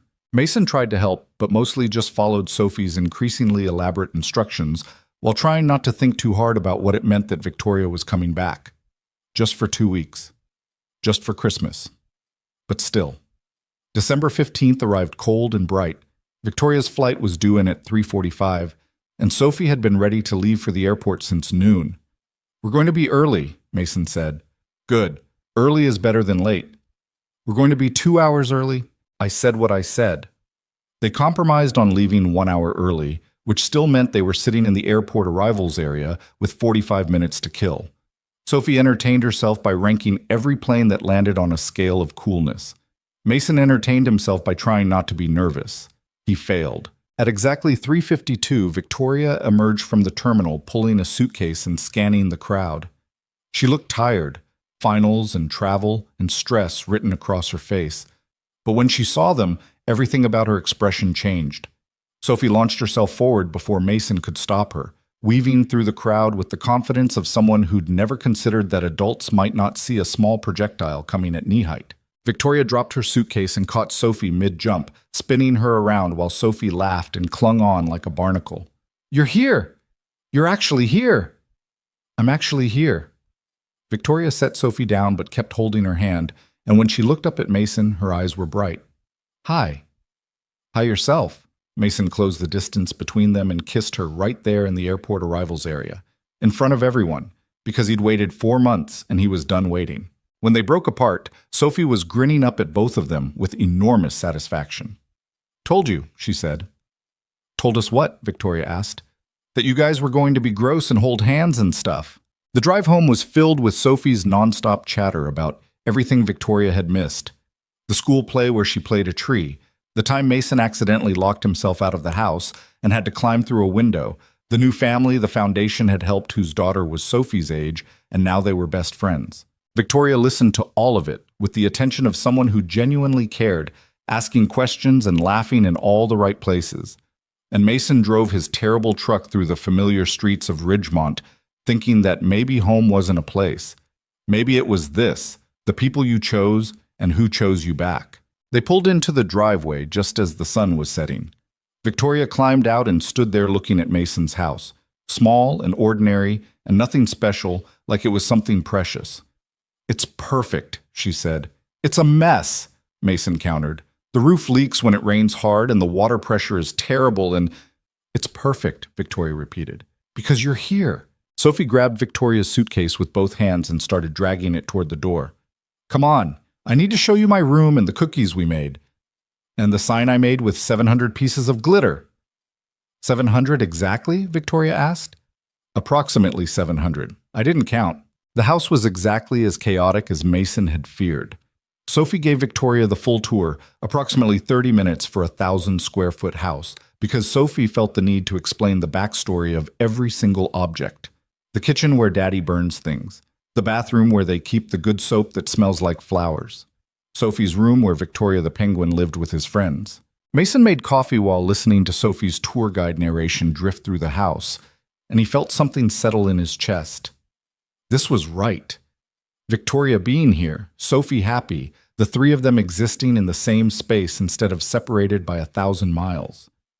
That night, after Sophie was finally asleep, hyped up on excitement and cookies, Mason and Victoria sat on the couch with mugs of tea neither of them was drinking. "So," Victoria said, "this is your life." "This is my life. Small house, loud kid, early mornings. It's not glamorous." "I don't want glamorous. I had glamorous. It was empty." She turned to face him. "This is real. This is what matters." Mason took her hand, threaded their fingers together. "How's school? Really?" "Hard. Amazing. Terrifying. I'm the oldest person in most of my classes by about 5 years, and sometimes I feel like an imposter. But then I'm in the lab working with actual marine specimens, or I'm out on the research boat collecting data, and I remember why I'm doing this." "You look happy." "I am happy. Stressed and exhausted and perpetually behind on sleep, but happy." Victoria leaned her head on his shoulder. "I missed this, though. Missed you. Missed Sophie. Missed having people who care about me as a person instead of as a student or a colleague." "We definitely care about you." "I know. That's the terrifying part." "Why terrifying?" "Because I have one more year of school, one more year of being 1,000 miles away, and I don't know what happens after. The research opportunities are in California, North Carolina, Hawaii, places that aren't here." Mason had been avoiding thinking about that. The after. The what comes next. "We'll figure it out." "Will we?" "Yeah, we will. Maybe it's messy. Maybe it's complicated. Maybe we're doing this backwards and wrong and nothing like other people do it. But we'll figure it out." Victoria lifted her head and kissed him, slow and thorough. "I love you, Mason Reed." "Love you too, Victoria Hayes." They stayed up too late talking about everything and nothing, and when Victoria finally went to bed in the spare room that Sophie had insisted they prepare like a hotel, Mason lay awake thinking about futures and possibilities and how sometimes the best things were the ones you never planned for. Christmas approached with the kind of chaos Mason had learned to expect. Sophie insisted on making elaborate decorations, most of which involved glitter and construction paper and engineering that defied physics. Victoria joined in with enthusiasm, and Mason came home from work one day to find his living room transformed into what Sophie called a winter wonderland and what Mason called a craft store explosion. "It's festive," Victoria said. "It's going to take months to clean up. That's the spirit." They fell into an easy rhythm, Mason working his regular jobs, Victoria studying for her spring semester at the kitchen table while Sophie did homework next to her, the three of them cooking dinner together in a kitchen barely big enough for 2 people, let alone 3. It felt like family. On December 23rd, Mason took Victoria to see the foundation office. It was small, just 2 rooms above the hardware store downtown, but it was real. Sarah Martinez, the administrator he'd hired, was there, organizing files for the holiday break. "Mason, and you must be Victoria. I've heard so much about you." Sarah shook Victoria's hand with genuine warmth. "Mason talks about you constantly." "He does not," Mason protested. "He absolutely does. Victoria says this, and Victoria thinks that, and I should ask Victoria's opinion." "You're basically our unofficial consultant." Victoria laughed. "I don't know anything about running a foundation." "You know about people. That's more important." Sarah pulled out a folder. "We've helped 32 families so far. Emergency car repairs, medical bills, rent assistance, utility payments, small amounts that make enormous differences." Mason watched Victoria flip through the files, each one a story of someone who'd been drowning and now had space to breathe. A single dad whose transmission died right before Christmas. A grandmother raising 3 grandkids who couldn't afford to fix her furnace. A young couple whose baby needed medicine they couldn't pay for. This is incredible, Victoria said quietly. Mason, this is really incredible. It's just money. It's not just money. It's hope. It's someone caring enough to help. It's proof that people aren't alone. She looked up at him with something like awe. Your grandfather gave you money, but you turned it into meaning. That night, after Sophie was asleep, Mason and Victoria sat on his front porch wrapped in blankets against the cold. The street was quiet, Christmas lights twinkling from neighbors' houses. I've been thinking, Victoria said. That sounds dangerous. I'm serious. She turned to face him. After I finish my degree, I want to come back here. Mason's heart stopped. What? Not permanently, not right away, but eventually. I want to do my research, build my career, establish myself in the field, but then I want to come back, because this is where you are. This is where Sophie is. This is where I want to build a life. Victoria, you can't give up research opportunities for... I'm not giving up anything. I'm choosing what matters. She took his hands. I spent 30 years living the life other people wanted for me. Then I spent 4 months building the life I wanted for myself. And now I know what I actually want. A career I love, people I love, a place that feels like home. I can have all of that. It just looks different than I expected. You're sure? I'm terrified, but yeah, I'm sure. Mason pulled her close and kissed her while the Christmas lights blinked around them and the cold air made their breath fog. Okay, he said. We'll make it work. We'll make it work, Victoria agreed. Christmas morning arrived with Sophie jumping on Mason's bed at 6:15. It's Christmas! Wake up! Santa came! There are presents! Come on, come on, come on! Mason groaned and checked his phone. 6:15 in the morning should be illegal. Soph, give me 10 minutes. No time. Victoria's already up. She's making coffee. We have to open presents. They stumbled downstairs to find Victoria in the kitchen, looking far too awake for the ungodly hour. She'd made coffee and hot chocolate and somehow found time to arrange cookies on a plate. Merry Christmas, she said. You're a morning person, Mason accused. How did I not know you're a morning person? I've been awake since 5 doing research. This is just science. Sophie was already at the tree, vibrating with barely contained excitement. They'd agreed on a simple Christmas, a few thoughtful gifts, nothing excessive. But Sophie had apparently missed that memo and had made presents for both of them. For Mason, a framed drawing of the 3 of them in front of their house. For Victoria, a detailed picture of the ocean with dolphins and fish and what might have been a mermaid. I researched marine life, Sophie explained seriously, so it would be accurate. It's beautiful, Victoria said, and she wasn't lying. I'm going to hang this in my apartment in Florida. Really? Really? They opened the rest of the presents. Books for Sophie, a new toolkit for Mason because Victoria had noticed his was falling apart. A beautiful necklace for Victoria with a small silver dolphin pendant that made her eyes go bright. Mason, this is too much. It's not even close to too much. They spent the rest of the morning in pajamas, eating cookies for breakfast and watching Sophie play with her new toys. It was simple and ordinary and exactly perfect. That afternoon, Mason's phone rang. A state lawyer, on Christmas Day. That couldn't be good. Mason Reed, he answered, stepping into the kitchen for privacy. Mr. Reed, I apologize for calling on the holiday, but something came up that I thought you'd want to know about immediately. What is it? We found another letter from your grandfather. It was in a separate safe deposit box at a different bank. The box was set to automatically open on Christmas Day this year, 5 years after his death. Mason's hand tightened on the phone. What does it say? I'm sending you a scan right now, but Mr. Reed, you should read it with your family. The email came through 30 seconds later. Mason opened it with shaking hands, and Victoria appeared in the kitchen doorway. Everything okay? I don't know yet. He opened the attachment, and his grandfather's handwriting filled the screen. Mason, it read, if you're reading this on Christmas Day, it means 5 years have passed since I died. It means you've had time to process the inheritance, set up Sophie's trust, maybe even started using the money the way I hoped you would. I'm writing this letter to tell you one more secret. There's a property I never mention, a house on the coast in North Carolina. I bought it 40 years ago when I was young and stupid and in love with a woman who worked at a marine research station. We were going to get married and live there together. But she died before we could. I never sold it. Never could bring myself to. I kept it all these years thinking maybe someday I'd retire there, but I never did.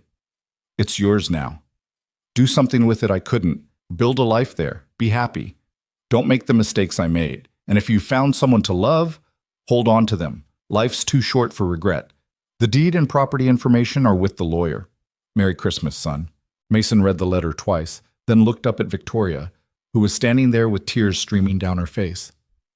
He left you a house, she whispered, on the coast, in North Carolina, where you want to do research, where there are multiple marine research stations. They stared at each other while Sophie called from the living room asking what was taking so long. We should check it out, Mason said. The property, see what condition it's in. When? After New Year's, before you go back to school? Okay, yes, let's do that. They told Sophie about the house over dinner. She declared it an adventure and immediately started planning what kind of fish they might see. That night, after Sophie was finally asleep, Mason and Victoria looked up the property online. It was perfect. A small house right on the coast, weathered but solid, with windows that faced the ocean and enough space for a family. It needed work. The listing photos showed dated interiors and a sagging porch, but the bones were good. We could fix it up, Mason said. I know construction, and you could be near research facilities, and Sophie would have the ocean, and Mason. Victoria turned to face him. Are you saying what I think you're saying? I'm saying maybe we don't have to choose between your career and being together. Maybe my grandfather gave us a way to have both. You'd move? Leave Ridgemont? For you? For this? Yeah, I would. Mason took her hands. The foundation can operate from anywhere. Sarah's doing most of the day-to-day work anyway.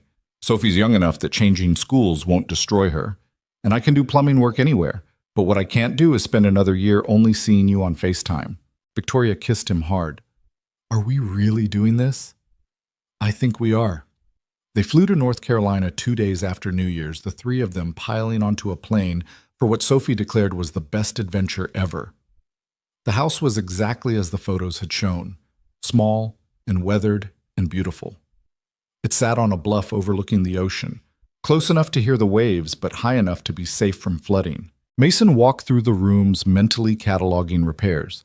New roof, updated electrical, refinished floors. Nothing he couldn't handle. Victoria stood at the window looking out at the ocean with an expression Mason had never seen before. Pure peace. And Sophie ran from room to room, declaring which one would be hers, and where they could put a reading nook, and could they please get a dog now that they'd have a yard. What do you think? Mason asked Victoria. I think your grandfather was a romantic. I think he was giving us permission. To what? To build something new. To not make his mistakes. To choose love over fear. Victoria turned from the window and wrapped her arms around him. Then let's choose it. They made an offer on the property that afternoon. It was accepted 2 days later. The next 6 months were chaos. Mason put his house in Ridgemont on the market. It sold in 3 weeks to a young couple expecting their first baby. He hired a moving company and started the slow process of packing up a life. Sophie finished first grade and said goodbye to her friends with promises to FaceTime every week. The foundation transitioned to fully remote operations with Sarah managing everything from Ridgemont. Victoria finished her first year of graduate school with honors and spent the summer doing field research while Mason renovated the North Carolina house. They talked every night, making plans for the future they were building together. In August, Mason and Sophie moved into the coastal house. It still wasn't perfect. Mason was still working on the kitchen, and the master bathroom needed a complete overhaul, but it was theirs. Sophie started second grade at a school 3 miles away. She made friends immediately and declared the ocean was better than she'd imagined. And in September, Victoria moved in. Not part-time, not visiting, moved in. She'd transferred to a marine biology program at the university 30 minutes away. Her research focused on coastal conservation, and she spent her days doing work she loved with people who respected her. They built a life that was messy and imperfect and completely theirs. Mason started a new foundation branch in North Carolina. Victoria took Sophie on ocean research trips. They fought about whose turn it was to do dishes and how to discipline a strong-willed 7-year-old and whether they needed to replace the porch or if it could wait another year. They were family, 1 year after moving to North Carolina, on a cold October morning that reminded Mason of the day he'd walked into Ridgemont Federal Bank, he woke up to find Victoria already awake, watching him. "Morning," he said. "I want to marry you," Victoria said. Mason blinked. "What?" "I want to marry you. I want to officially be Sophie's stepmother. I want this life we're building to be permanent. So I'm asking, will you marry me?" "Shouldn't I be asking you?" "Why? I'm the one who decided. I'm just letting you know." Mason laughed and pulled her close. "Yeah, yes, absolutely yes." They got married on the beach in front of the house 6 months later. Small ceremony, just close friends and Sophie, who served as the world's most opinionated flower girl. Sarah came from Ridgemont. Mike and his family made the trip. Even Patricia from the bank showed up with a gift, and memories of the day, everything changed. Sophie stood between them during the ceremony, holding both their hands, and when the officiant asked if anyone objected, she loudly announced, "If anyone objects, I'm going to fight them," which got a laugh from everyone assembled. Mason looked at Victoria in her simple white dress, at Sophie in her fancy outfit already getting sandy, at the life they'd somehow built from inheritance and hope and choosing each other every day. His grandfather had given him money, but what Mason had learned was that money was just permission. Permission to dream bigger, risk more, choose love over fear. The real inheritance wasn't the millions in the bank. It was the courage to build a life worth living. That evening, after the wedding guests had left and Sophie was finally asleep, Mason and Victoria sat on their porch watching the ocean. "No regrets?" Mason asked. "Not a single one," Victoria said. "You? Just that I didn't ask you to marry me first. You can ask me to renew our vows in 50 years. That'll be your chance." "Deal." They sat in comfortable silence while the waves crashed and the stars came out. Mason thought about the widowed father who'd walked into a bank wearing dirty work boots, the lonely CEO who'd been performing success while dying inside, the 6-year-old girl who'd lost her mother but gained a family. They'd all been broken in different ways. The money hadn't fixed that brokenness, but it had given them space to heal, time to find each other, permission to build something new. And that, Mason figured, was enough. More than enough.